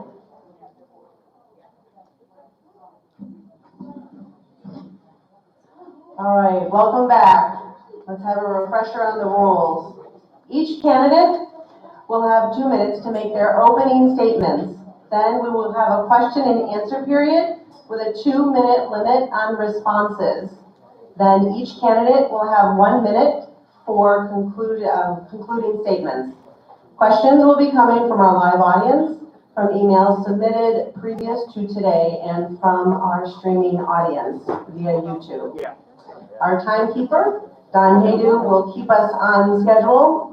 When you have 30 seconds left, you will raise the yellow paddle. When time has expired, you will raise the red paddle and call time. If you do not cease, you will be buzzed.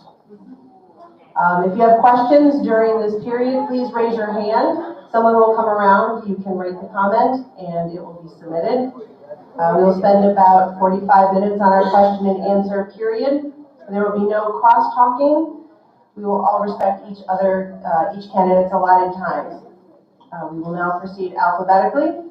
Our first candidate for Walton Hills Village Council is Jennifer Allen.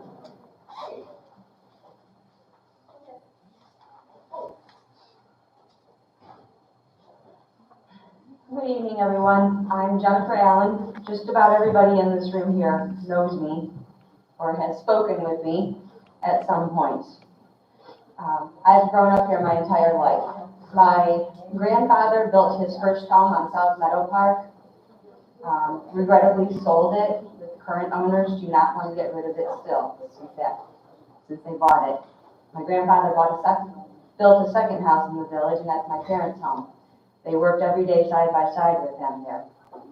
My grandfather built his final home in Walton Hills, right across the street from here. He's built brick mailboxes in the village. But this isn't about my grandfather. He's the one that brought us here. But Walton Hills is what's kept us here. We grew up here. I was one of the Parkers here. My son was a Parker counselor this past year. This is a place that I love. It was out of frustration 4 years ago that I ran with what I saw was going on in the village. And I'd like to continue to do the job that I've been given the honor of doing by you guys. I appreciate this village. I appreciate the residents. I try to do what I can to help. I return phone calls from residents. I return emails from residents. And I'm proud to say that the 4 years I've been on council is the first time since 2013 that the village has ended truly in the black with real fiscal responsibility. Through 2014 through 2017, we were always in a deficit. Now we haven't ended with a lot, but we're on the right road. And I'd like to be given the opportunity to continue down that road. Thank you. Thank you, ma'am. Our next candidate for Walton Hills Council is Diane Canzoni. Good evening, everyone. Thank you for being here. Thank you for being on the internet, and thank you to the Citizens League for having all of us. I'm Diane Canzoni, and I'm running for council. I'm here for you. every one of you, all the residents. Many of you are upset that we have no money for the road repairs, for TG Young for the repairs that need to be there, replacement of aging police vehicles, more of our service department equipment. The list goes on, and what are we doing about it? We should not just sit back and wait for something to fall in our lap. As a community, we need to think outside the box, have new ideas, new answers. The village has various pieces of property that they own, and we should evaluate the best use of this land, how to bring the money into the village and sell some of them. Thank you to Smith and Obie for the recent purchase. This will help our community to grow for several years to come, and is a perfect example of what our village can accomplish. With interest rates still low, lots can be sold, homes can be built, we can grow the village. I've been a small business owner for many years now, and I understand the struggles of the business owners, especially during this COVID time. We all here to call to support our local businesses. Each of us is important to this local economy. We have a third restaurant now opening. All of our restaurants, businesses, they need our support. From tree cutting to concrete work to home improvements and their landscaping. They are all in the directory, some of them advertised in the Owl. It's a win-win situation by using these businesses. The economic development in the Walton Hills community continues to be a high priority for all of us. I believe together we can move forward and create a brighter future for our village. I firmly believe the qualities that I have are what the village needs. Thank you. Thank you very much, Pam. The next candidate for Walton Hills Village Council is Fred Nielsen. Good evening, everybody. Thank you for having us tonight. Thanks for all of you being here and the millions of people watching at home. You all know me. I've lived in this village for 62 years. For those who don't know me, my dad was a builder here in the village. I grew up here. I grew up going to the lake, volunteering at the lake. I grew up on Hicks Road. That was our first house. We built another home on Wood Lake, and then we built a house on North Meadow Park. I remodeled an old farmhouse. I lived there for 12 years, and we decided when we had 2 kids that we would build a new home in front of the old one. They said that we couldn't do it, but we did it. It had 3 bedrooms, and I was telling somebody, I said, boy, I'm finally going to get an office. And I said, we have 3 bedrooms and an office. And my wife said, no, we have 4 bedrooms. That's how she told me. So my 3 kids were raised here in the village. One of them is a lawyer. He just recently took over his own law firm. And my daughter, she is currently on her way to getting her CPA. And she's the auditor for the Cleveland Water and Sewer Department. And my youngest one is a computer analyst. So they've all done real well living here in the village. Just like many of the kids that I coached over the years, 16 years I coached baseball here in the village. So many of the kids, like they were talking earlier about the kids, some of them don't go on to college. Well, a lot of them didn't. A lot of them work in machine shops. A lot of them are carpenters. But they're all good kids. I mean, I run into them now and again, and it's really nice. It's really nice that they recognize me and talk to me. And sometimes I don't recognize them. They've grown.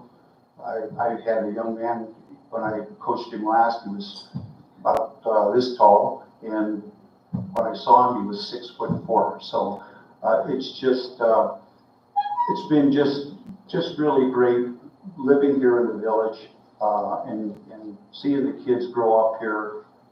And we have good people. We have good people here in the village. Thank you, Fred. Oh, hey, wait a minute. Next candidate. I got 62 years here in the village. I should get more time. Thank you very much, sir. The next candidate for Walton Hills Village Council is Brian Spitznagel. Good evening, everybody. Thank you for having us here tonight. It's been an honor to work for you as your representative on council. During my time on council, we've moved the village forward in a positive direction. We've navigated through tough financial times with the removal of, the leaving of Ford and the removing of almost $2 million a year out of our budget, which created $1 million shortfalls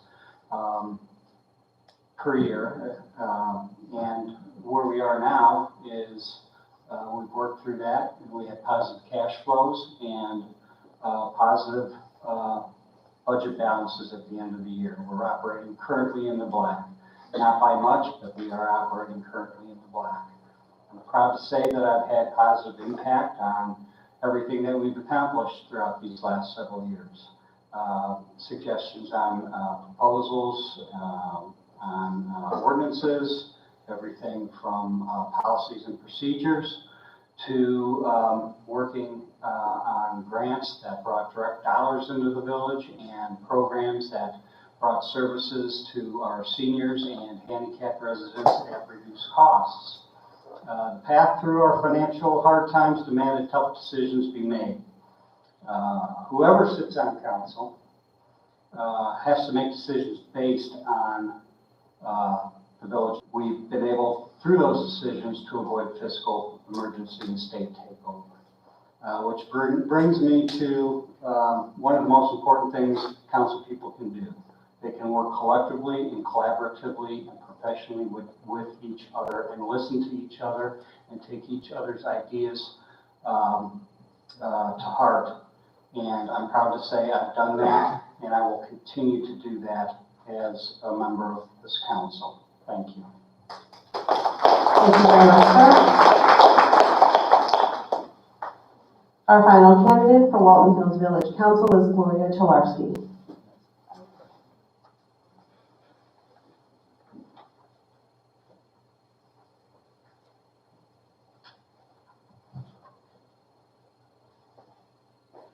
Good evening, and thank you for being here. I know there's 10 other things you'd rather be doing than sitting here listening to us.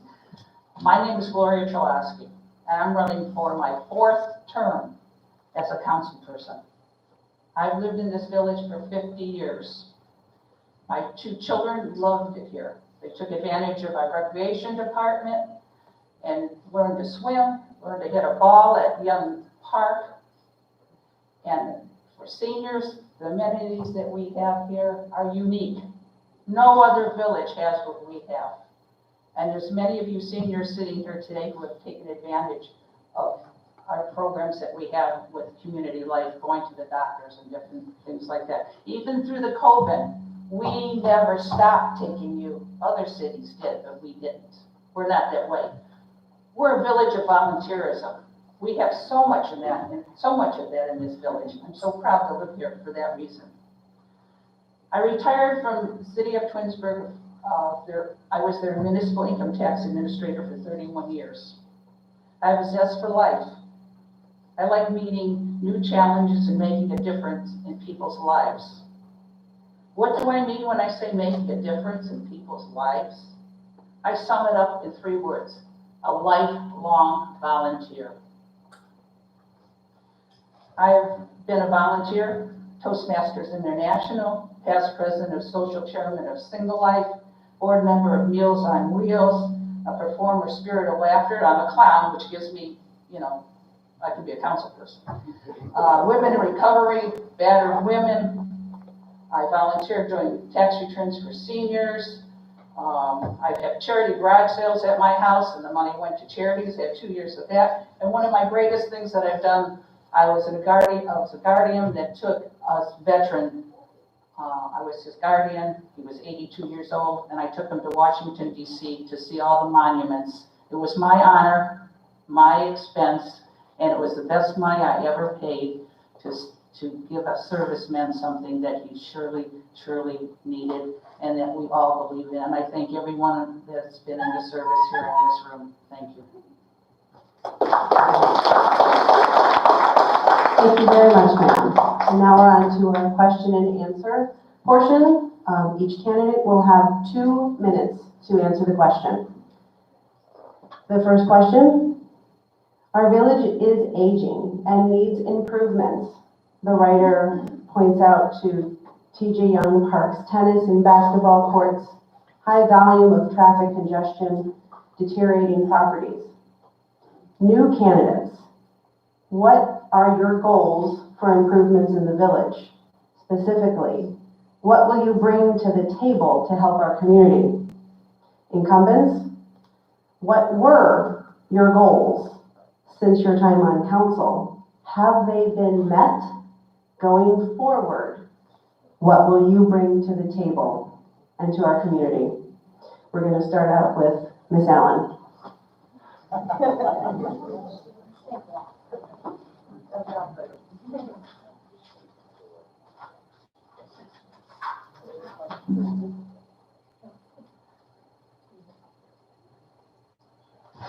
One of the goals that I had, as I mentioned, was fiscal responsibility. And as I mentioned, in 2013, the village ended with $995,000 surplus.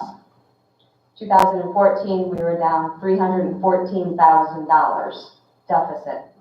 2015, over $172,000 deficit. 2016, over $685,000 in the deficit. And in 2017, we had a deficit of $1,185,837. My goal when I got on council was the fiscal responsibility and transparency. As I said, and it's not on my own that this was accomplished, this was a group effort, but in 2018, my first year finishing council, we were at 43,000 surplus. 2019, we had over 54,000 surplus. 2020, we had just over $42,000 surplus. And we're looking at approximately $42,000 surplus again for 2021. It's not a huge amount, but it's a beginning. It's a start, and that's what we need. It's not going to be an easy road. The other goal that I wanted was transparency, and I think I've provided that for the residents with my quarterly newsletters. I work very hard on those to let people know what's going on in the village, and it's not just a line of legislation in the journal. I try to explain what it is, and I try to explain why council has made some of the decisions that they have and passed some of the legislation that they have. I'd like to continue to do that for you. Thank you. Thank you, ma'am.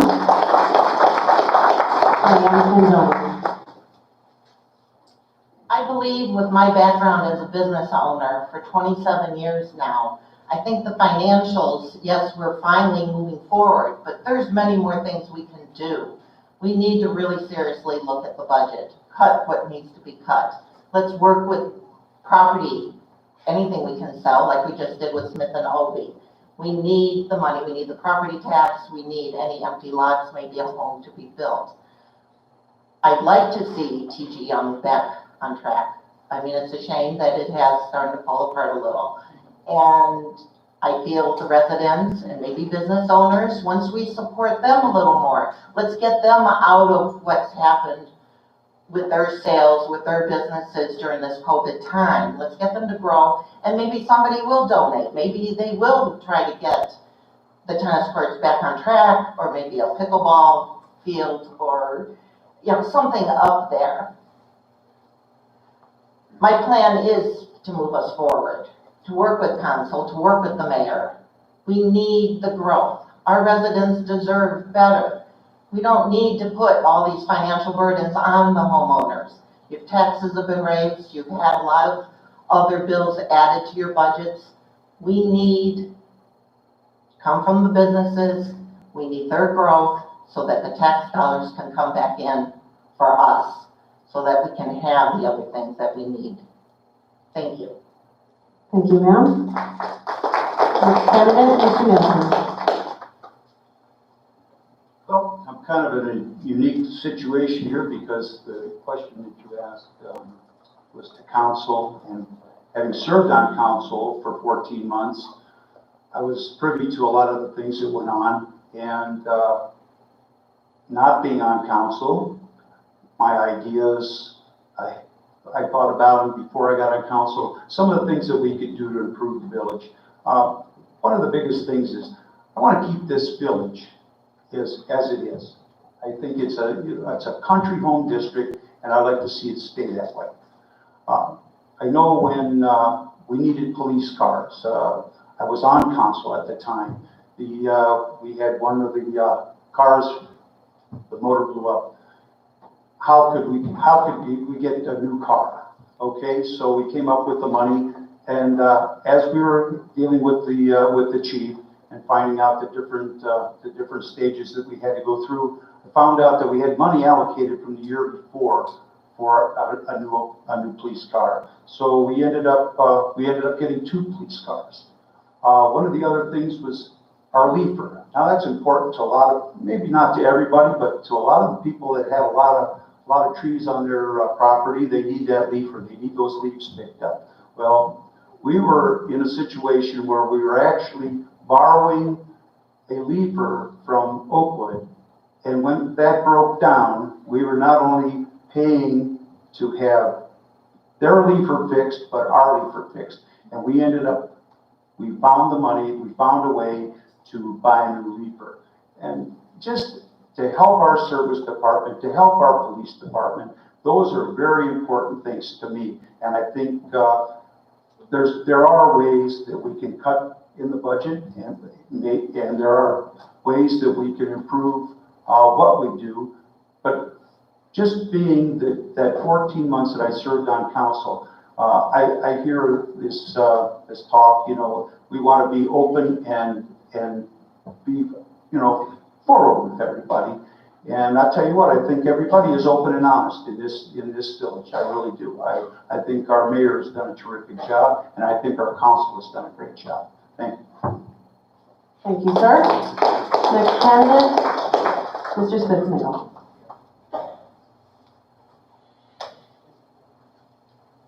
Thank you. As far as TGM Park and the how that looks and stuff, I specifically worked myself on 2 baseball grants. The first one, well, actually, they were both to improve the fields and to put up fencing that was really in horrible shape. And we got the cushions for the tops of the fence. That came from the Cleveland Indians grant. I wrote that grant. The first grant was actually called in to Mr. DiBiasio by Mr. Fred Nielsen to help us with that, and he was not on council at that time. The second grant, we did get that. I did apply for 2 basketball grants with the Cleveland Cavaliers. The first one we were not approved for. I just wrote another grant and submitted that, and we'll keep our fingers crossed to redo a basketball court somewhere on the property of TGM Park. Those things come solely out of our coffers if we don't get grant funds. And as Ms. Allen just got done explaining, we are in the black, but not by much. We do have a lot of work to do. We did a lot of work on my time on council and on Ms. Allen's time on council, Ms. Trolowski's time also. We redistrict Ford property to a mixed use zoning, allowing more types of businesses to be able to be attracted to that area. So on that, hopefully we can make an announcement soon. We'll keep our fingers crossed on that. More business types can go in that, bringing us more revenue. Unfortunately, building houses does not bring us revenue. On a $200,000 house, it's $600 to the village. Build 10 houses, that's $6,000. We need business revenue, and we've expanded our business services and incentive programs to attract that. Thank you. Thank you, sir. Boyer Trolowski.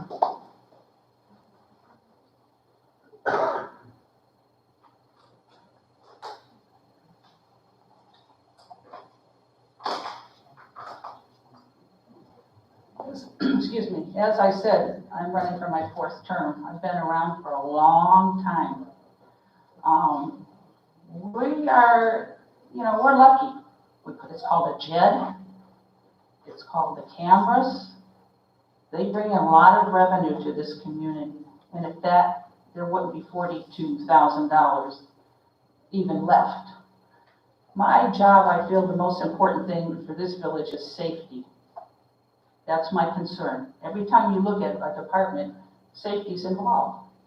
You look at Tejon Park and you're talking about how the fields are there and just repair and things like that. There's a man in the corner there that ought to take a bow because his name is Rob Kellman. And he's working with less employees that he's had. They keep whittling away at his employees, the budget, we keep saying, take away, take away. But he doesn't take away, he puts back. He's progressive. We're all progressive here. No matter, you're gonna pick 3 of us. It doesn't matter which one's here, we all do a good job. And they've all worked hard, believe me. When a few years back, mine was safety, and if you notice your signs, what street you live on, they're black and white.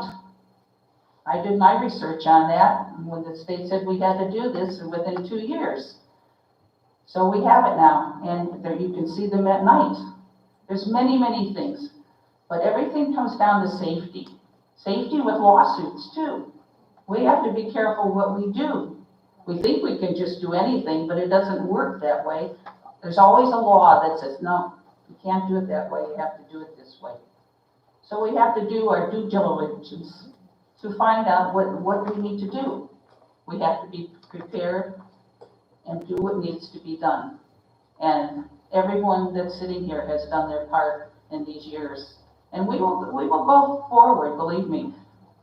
The Ford plant will be redeveloped shortly, and it's going to be big. We don't know what it is, but it's going to change this little village. This very small, unique village is going to make headlines.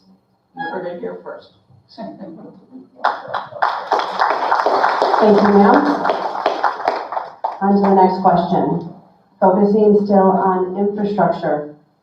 The writer wants to know, would you consider adding an inside millage temporarily to address infrastructure weaknesses?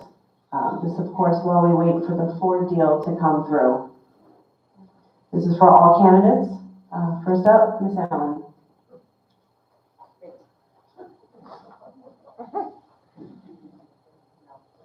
Having last name Allen isn't always fabulous. Would I consider adding inside millage? Peanut, thank you. No, I wouldn't do it. I wouldn't do it unilaterally. I think it's up to the residents to decide. And if it was truly to be temporary, it would have to absolutely have an expiration date attached to it. That is not a decision that I would make for our residents.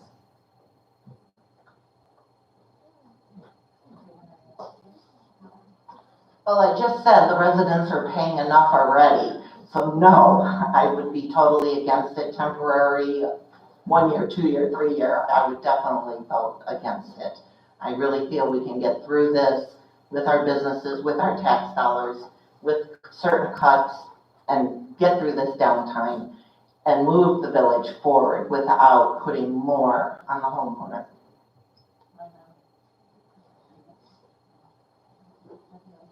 But we have businesses in this community that are good businesses. We need to keep them. We need to make them stronger. And I would absolutely be against any inside millage, right?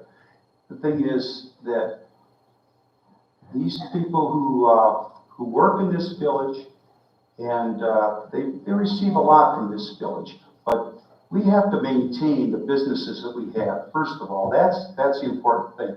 And I think we're talking about the Ford plant, as long as we're talking about the Ford plant. Yeah, if it goes through, it's going to be wonderful.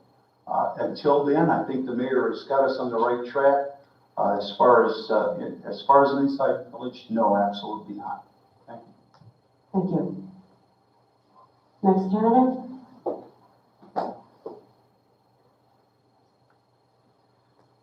Well, I've learned in my 58 years of life never never say never, but, no, I am not, we're in a position of our budget right now that's not needed.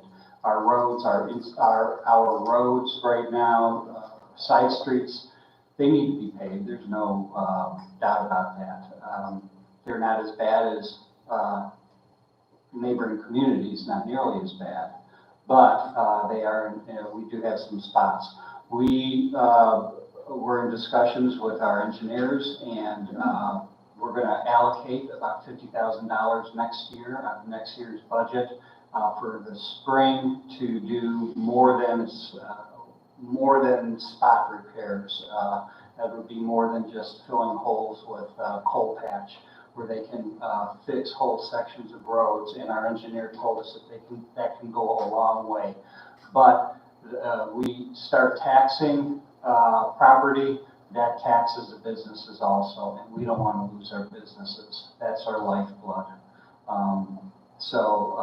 Again, hopefully we can make a nice announcement by the end of the year, the first quarter of next year. We're not going to realize that money for several years. We have to understand that. But we can work within our budget to keep our roads manageable and keep our infrastructure manageable at this time. Thank you. Thank you, sir. Gloria Chaleski.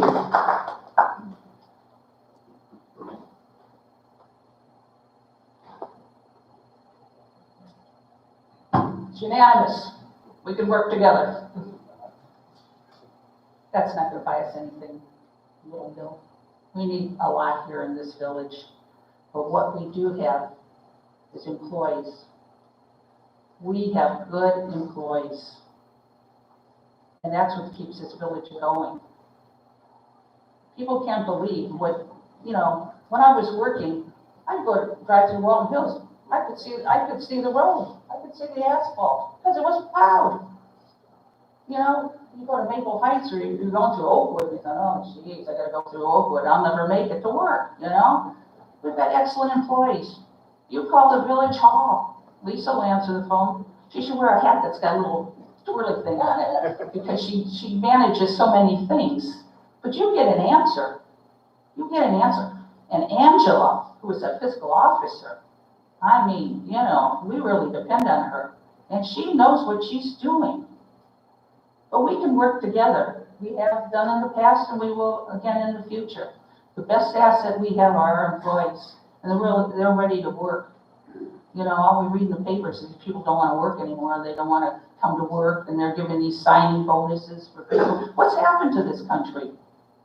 I don't know. I live in the best place in the United States and the world, as far as I'm concerned. If you gave me $1 million, I wouldn't move. Where would I find any place as beautiful as this place? And there's a women's club. It has that repass. When someone passes away, that these women come and volunteer and set up a luncheon for you, it's unheard of. It doesn't cost anything. It's free. It's love. It's a gift. This village is a gift to every single one of you here, believe me. It is a gift. Talk to other people in other communities. They don't have what we had. Oh, you have to pay for your sewer bill now and the trash. You thought that was so horrible. But people have been paying for their trash for I don't know how long. So you gotta make it work, and we will make it work. Don't worry. We got your back. Thank you, Mel. This next question is for our incumbents. Each month, we read in the journal that all resolutions are passed 6-0. To each incumbent, have you agreed with these resolutions? If not, which ones did you disagree with and why?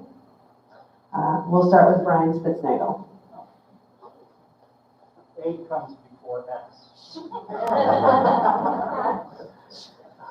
Yes, I voted for him, so I agreed with him. If I didn't agree with him, I wouldn't vote for him. But here's the key to getting a 6-0 vote. We work together and we work cooperatively. The first piece of paper that comes to us, Mr. Whedon, Councilman Whedon has been on council for 2 years now, and I think he can testify that he has learned that we work cooperatively together. And when a bill or a proposal comes to us, we may not like it. Mr. Whedon, Mr. Linville, and I worked on a solar energy package this summer. We had many revisions, but when the final piece of paper was presented to the mayor, we all agreed on it, on that infrastructure committee. That's what it's about. Now, if ultimately, if somebody doesn't agree on something, that's their vote. But we try to work together to figure out how we can make the initial proposal better. And that's what we do. That's how we get all this 6-0 votes. We're not like Congress, we're not like the Senate, where it's split 50-50 all the time, where nobody can work together. And we pride ourselves on that. And rightfully so.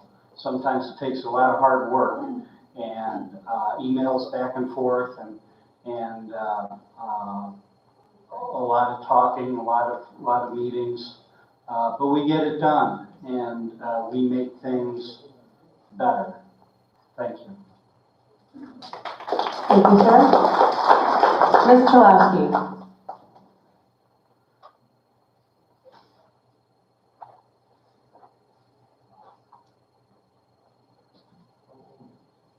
People will say to me, I'm going to come to a council meeting. And I tell them, don't come to a council meeting. That's when we vote. We have 2 COWs. We don't have cows. It's Committee of the Whole. That's what it stands for. When you read that on calendars and the things that we have. We have 2 of them a month, and then we have a council meeting. At those COWs, that's where we talk back and forth to each other. I call them Brian, Jennifer. We call them their first names. It's very easy. And we talk about things. That's why we have 2 meetings if we're talking about a certain subject that we're looking into. And then if it isn't quite right, we'll table it. We'll keep talking about it. A council meeting, we're voting on it. It's all we've already decided. It's not like, oh geez, we do our work. So come to a COW. You will hear people talking back and forth about the situation, and you'll say, oh gee, that's why they can't do that or they can do this. You can tell us your input on things.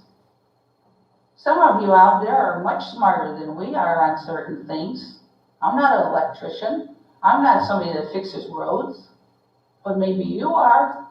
And you could say, well, you can't do that. This has to be this big for you to, put a curb in or something like that. That's where we talk about things and figure things out. At a council meeting, that's when we're actually voting on the issues we've been talking about. You'll get a 6-0 because we do our work. We get along, we talk, and that's the most important thing. We have to get along. We have to fit. And all these years, I can't even think if there wasn't a 6-0. Maybe there wasn't a couple of times, but I can't even remember what that was. Come to a COW. We have one, I think this next week, or did we do 2 already? Well, come anyway. But, I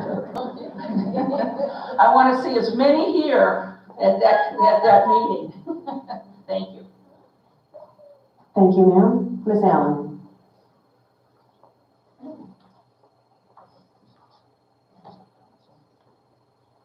As Brian and Gloria previously said, we do talk about everything. Quite a while. It is done at our COW meetings. There have been a few times where I have not voted along with council. One of those was the inside millage that was put on when I first began in 2018. Another one was the trash fees that were added to the residents. I was not in favor of that, and they were going to change my mind. I'm sorry. We do discuss everything quite a bit. In fact, we spent probably close to 2 months discussing striping the roads and the extra money and where we were going to get that, because I see that as a safety issue and brought that up. This entire village needs to be restriped, our streets. So we are going to be doing the main roads that we have with the money that we have. But that's after we discussed it with at least 4 COW meetings to come to a conclusion, and we did agree on a 6-0 vote then. We do work together. We try to. Thank you. Thank you, ma'am. Ms. Ryder is specifically concerned with truck traffic getting worse on Alexander Road. There's a two-part question. We have been told that a deal was made with the county in a previous administration. Did we get one lump sum, or are we receiving monthly increments? The second part of that question is, how would you, or what would you do to help alleviate the problem? Truck traffic on Alexander Road, that is. We'll start with Ms. Allen.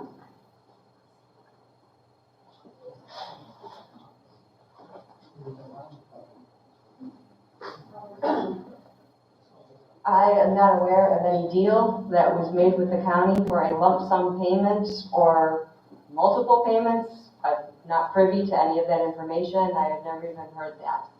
I did hear from residents, though, that a previous administration had told them that they were going to stop the traffic on Alexander Road. We can't.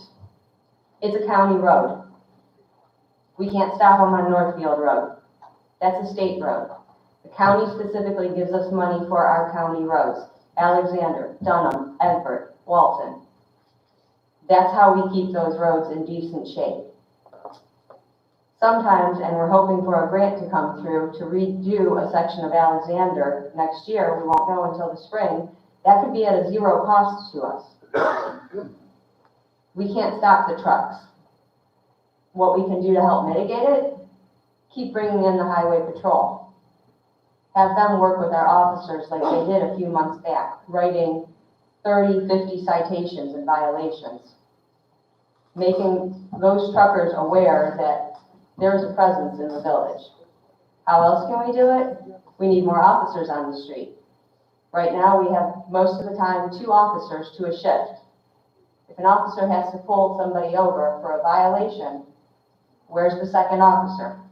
Backing up the first officer. Trucks can come flying through here all they want then. I think if we had more officers on duty, we would be able to put more of them on Alexander Road, so we would be more visible, and that would help slow down traffic. Because what do you do when you see a cop car down the road in front of you? Hit the brakes. Thank you. Thank you, ma'am. Next candidate, Ms. Canzoni. Well, I definitely don't know of any deals that anybody made, but I do know we need the grants from the county in order to get our roads repaired. One thing with the trucks, we have I live on Alexander, and there's this one spot that tells you your speed, where you're going. I know there's one on Edward also.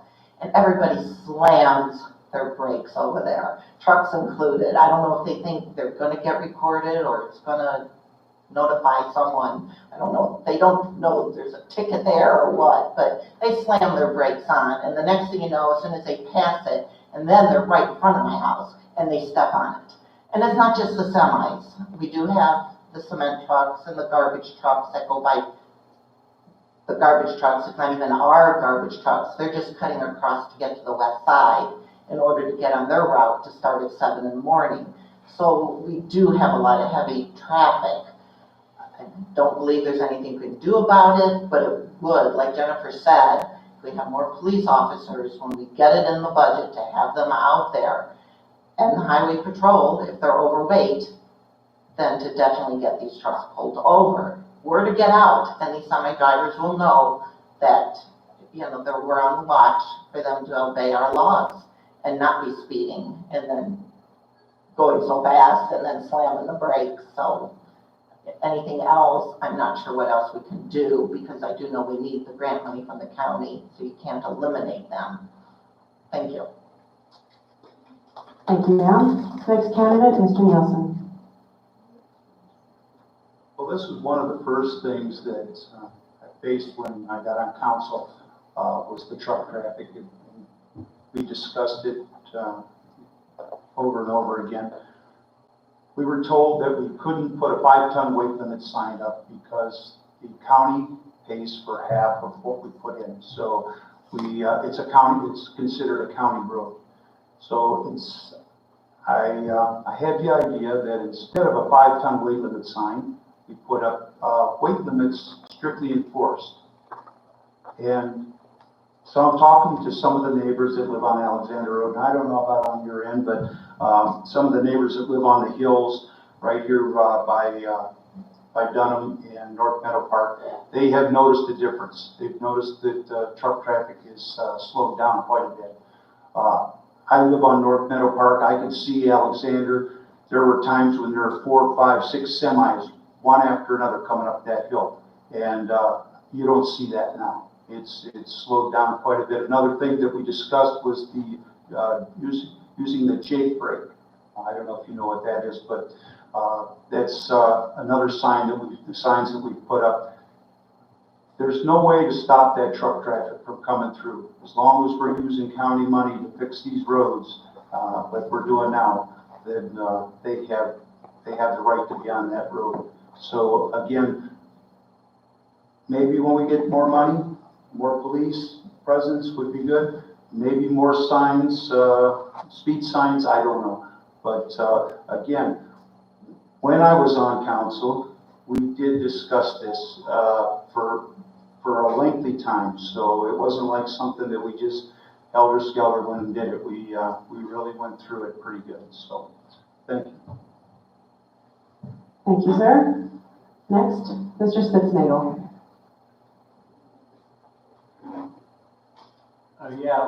With the truck traffic, everybody's, I'll sound like a broken record. Our engineers told us that since it is a county road, any truck that is able to drive on the highway is able to drive on that road. Now, I've had several conversations with Chief Jaworski, and my position is, well, it may be legal for them to drive on the road, but if they know that there's a good chance they're going to be pulled over and inspected, maybe they'll find, the word will get out and they'll find a different way of traveling from 77 or 271 to 77. Stan Jaworski, our chief, ran with that idea a little bit and called in, they had training on inspections and what is required of truck drivers when they do pull them over. And they also called in the state, and according to the state, it was successful for them.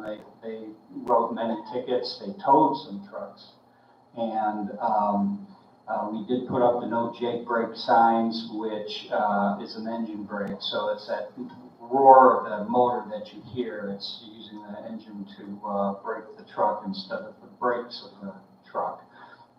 So we put those signs on, and also the speed cameras. But my emphasis is on getting the truck drivers, and word will get around if they know that there's a good chance that they're going to be stopped on Alexander Road for an inspection. They're going to find some place to go. And the traffic, even though you do see trucks, I saw one just a little bit ago, it has decreased. And hopefully we can get it to decrease even more. Thank you. Thank you, sir. Gloria Chalaski.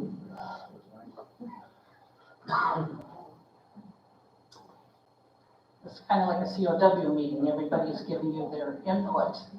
So I'm not going to talk about that anymore. I'm going to talk about some solutions maybe. I don't know if you knew, but we would, the MGM of the street, we would give them an old police car just to let it sit there. And the people would see that and they felt, oh, gee, safety. They're looking out for it. There's nobody in the car, but, they saw that police car. When I was working in Twinsburg as a tax administrator, we had Officer Buddy, we called him. In my office, the door to come from the hallway was split in half. It was a Dutch door. And Officer Buddy was split in half too. He was only here to the waist. And he was I don't know if it was made out of polymers or something like that. He was soft, but like a dolly. But anyway, we would put him in the chair in the office, and he'd have his stripes on, you know, like a police officer, shirt and everything, you know. And that person would come up to my door and, I'm sick of these taxes. That's all you do is keep taking taxes from me and stuff, you know. It wasn't an easy job, you know, dealing with people and saying, you know, you owe money and all that kind of stuff. And they'd start ranting and raving, and all of a sudden, the peripheral vision would see that officer buddy sitting there. And that emotion went way down. There's no reason we can't park a police car on the side of the road somewhere. It doesn't have to be manned. After they figure out it's not manned, we put a police officer in there once in a while, and they get a ticket or they get pulled over. We're not hiring anymore. We're just going to use thinking out of the box and just put a vehicle there. It's not the police officer you're seeing when you see that police car. That's what you know. When you see that police car, you know it's not. You can't see the police officer in there, and you know that you're in trouble. So, you know, it's just a little solution. We've all talked about it. COW, maybe we'll do this. Thank you. Thank you, ma'am. This is going to be the last question before our closing comments. This is a question for all candidates. Moving forward, please tell us your strategy for fiscal responsibility. What would you change? What would you not change? We'll start with Ms. Allen. Mr. Maine at least started at the other end.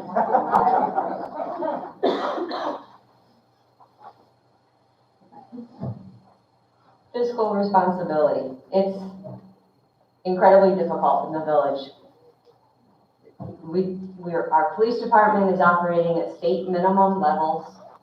Our service department is operating on a shoestring, and somehow with the magic of duct tape and welding, Rob and George are keeping things together. There's not an easy answer. Buy some lottery tickets.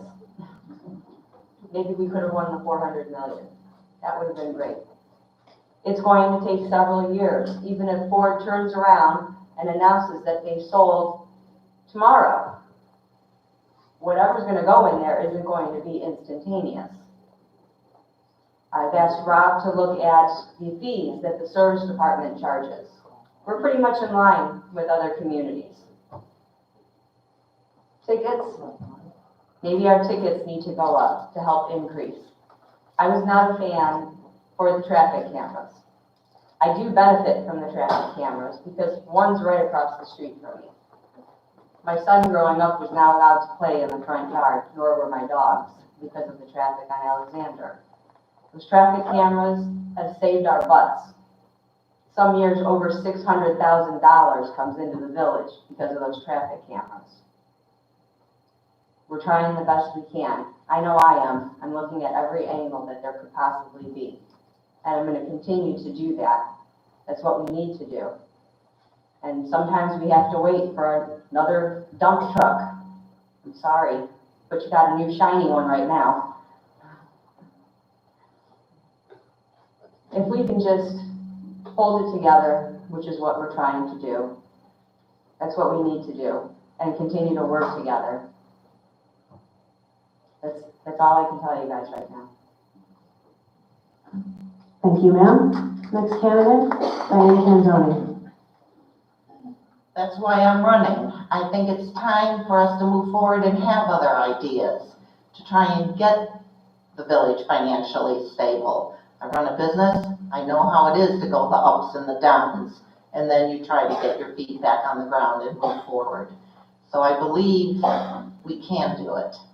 We might have to make some hard choices in the budget, but there should be something there that you might be able to cut. Every little bit helps. Every 10,000, every 20,000 helps in order to get us to move forward. So I don't know all the ins and outs. I don't know what they're able to cut or what we can add or take away. I don't know offhand. But I know if I'm elected here and I'm serving you, I know we will do our best to try and get us forward, to try and get the financials. And when we do have that surplus, to spend it wisely, not to just, okay, we need this, this, and this. We have a long list, but now we're going to need our priorities. Thank you. Thank you, ma'am. Next candidate, Craig Nelson. Well, I also had 3 businesses and very successful. 30 years with one, 10 years with another, and 20 years with another. And when you don't have money coming in, and I don't care who you are, when you don't have money coming in, you don't have money to spend. And I'm serving on council. I've watched this council cut everything they could cut. And I'll tell you, they did, I think, a great job. I put in my 2 cents when I could, but when it comes down to it, you can't spend more than what you have. So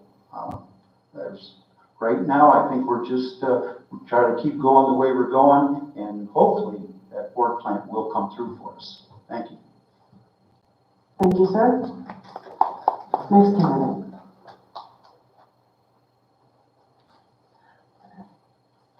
Yeah, again, at the risk of sounding like a broken record, this is our budget that we get every month from our fiscal officers, about 15, 20 pages long.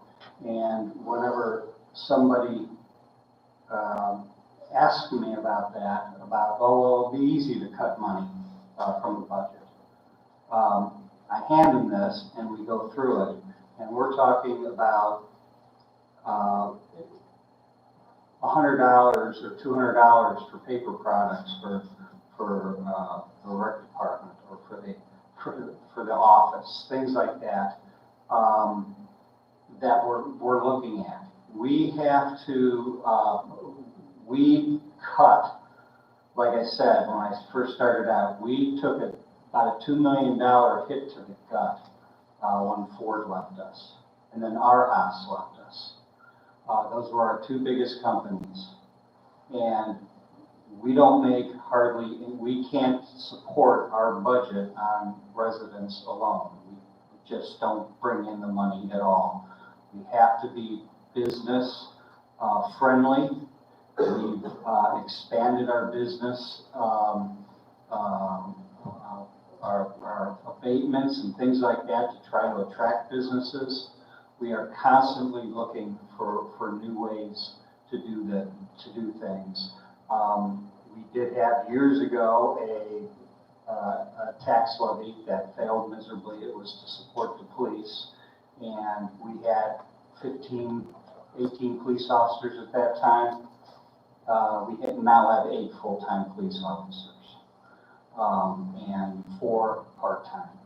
So we've cut, and we continue to look to cut to the bone, and we're barely scraping away right now. And again, I am not for raising taxes. I don't think that we need to do that at this time, but we are barely holding on. And I see you have your horn. You're ready to thank you. Thank you, sir. Gloria Chalaski.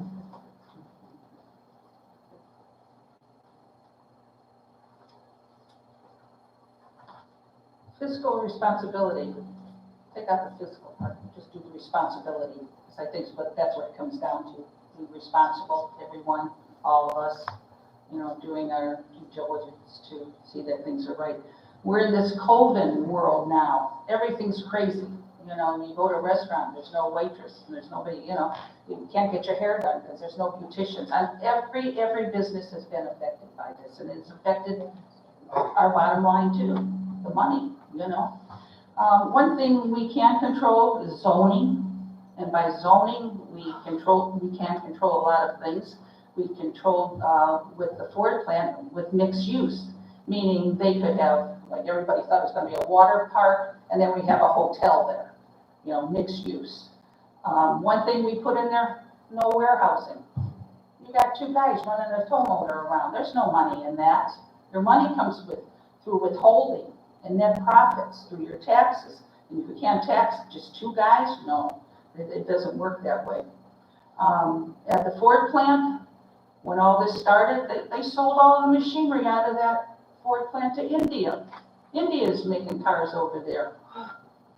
The previous administration made a notebook, and sent it to different people. It got as far as China. And they came into the office.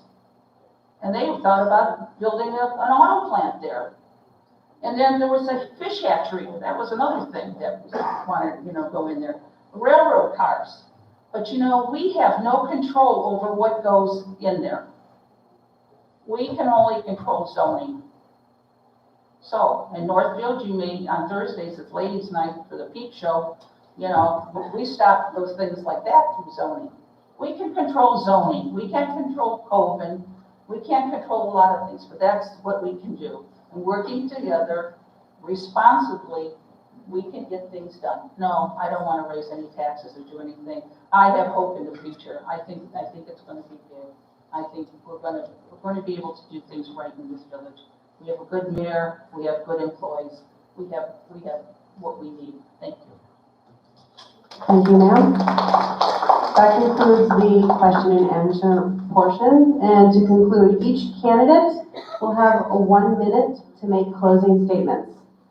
Let's start with Gloria Chalowski, please.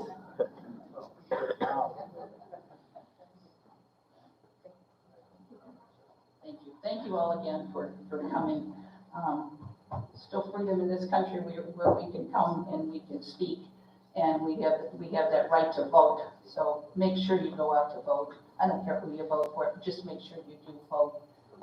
This is the most important thing that we have. Other countries don't have that.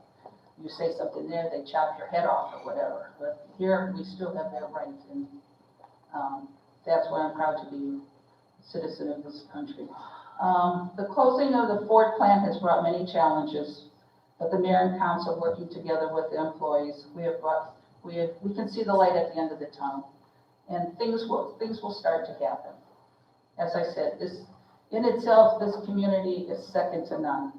We have the greatest everything.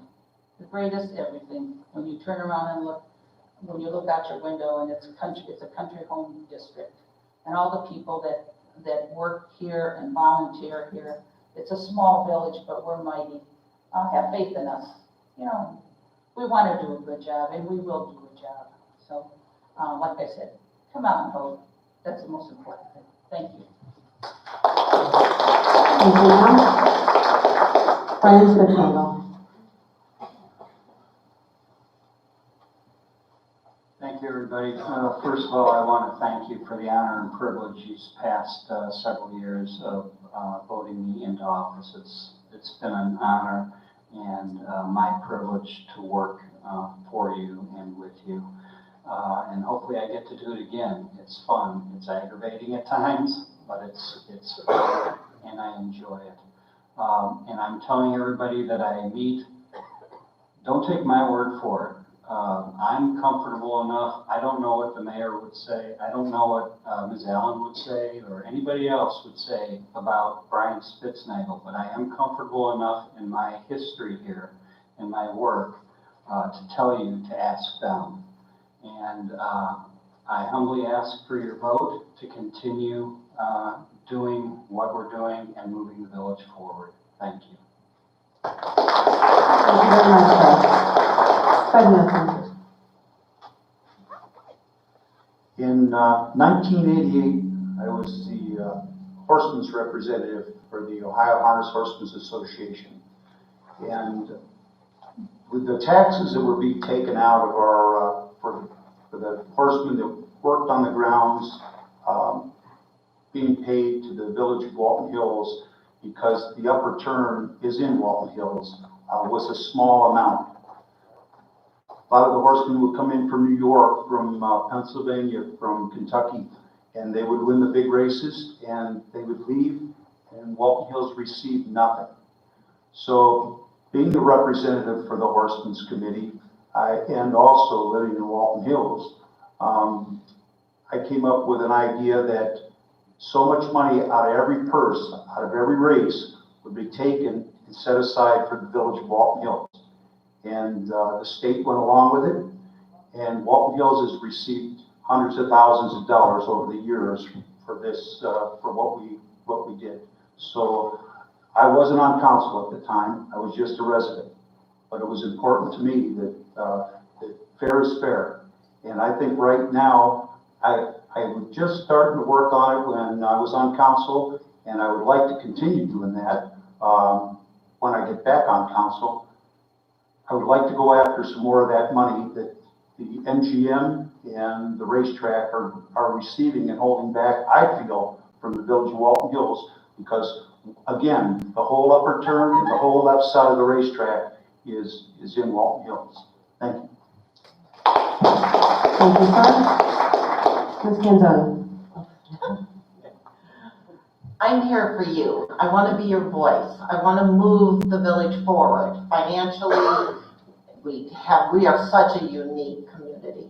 We love it here. We've got 3 generations of our families here. Nothing beats Walton Hills. And our residents deserve the best. And I'm here for you to move us forward, to get everything on track and keep it on track. I humbly ask for your vote on November 2nd. Thank you. Thank you very much. Final candidate, Ms. Allen.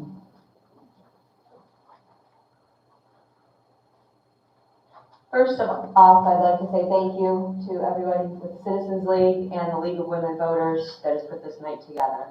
Thank you, residents that took time to come out and hear what was going on. It means you're informed, and that's a good thing. That's one of the things I've tried to do on my time on council, is to keep everybody informed. I'm a 3rd generation resident. I've been the OWL editor for 10 years. I've been in Citizens League and as president, vice president, other since 1999. I've been part of the Lake Club, the Women's Club. I've even helped out many times with the Men's Club, thanks to my dad. My mom, probably regrettably now, always told me the squeaky wheel gets the grease, as she bows her head. And I think Rob can attest to that too, as he bows his head. But I do it for you guys. I've always been told to jump in and help out where needed, and I always did, and I always will continue to do that. That's why I love my job as a paramedic. I ask for your confidence, I ask for your support, so I can keep doing the job for you that I've started. Thank you. Thank you very much. That concludes candidates' nights. Thank you, audience, for attending. And we have a few things to announce.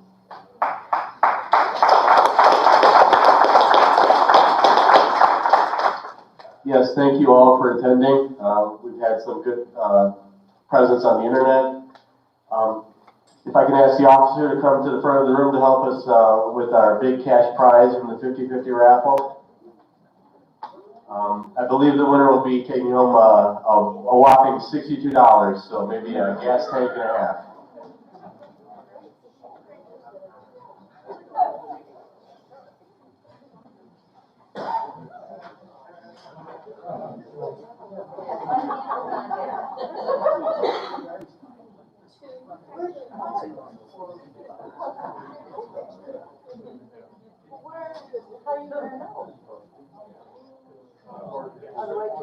The winner has ticket number 12.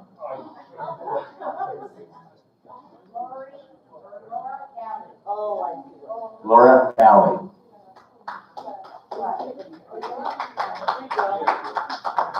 Thank you very much. We'll end this. I want to thank the village for the use of the facility tonight. Thank you to all the candidates for participating. Thanks to our audience.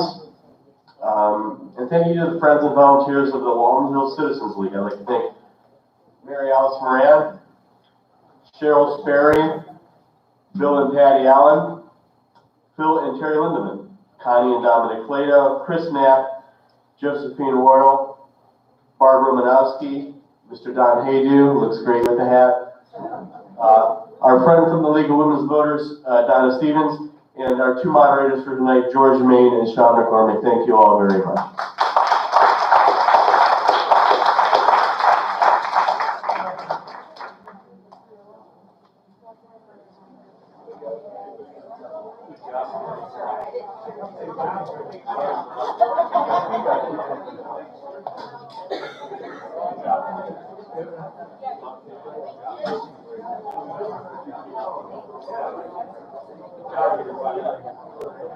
Oh.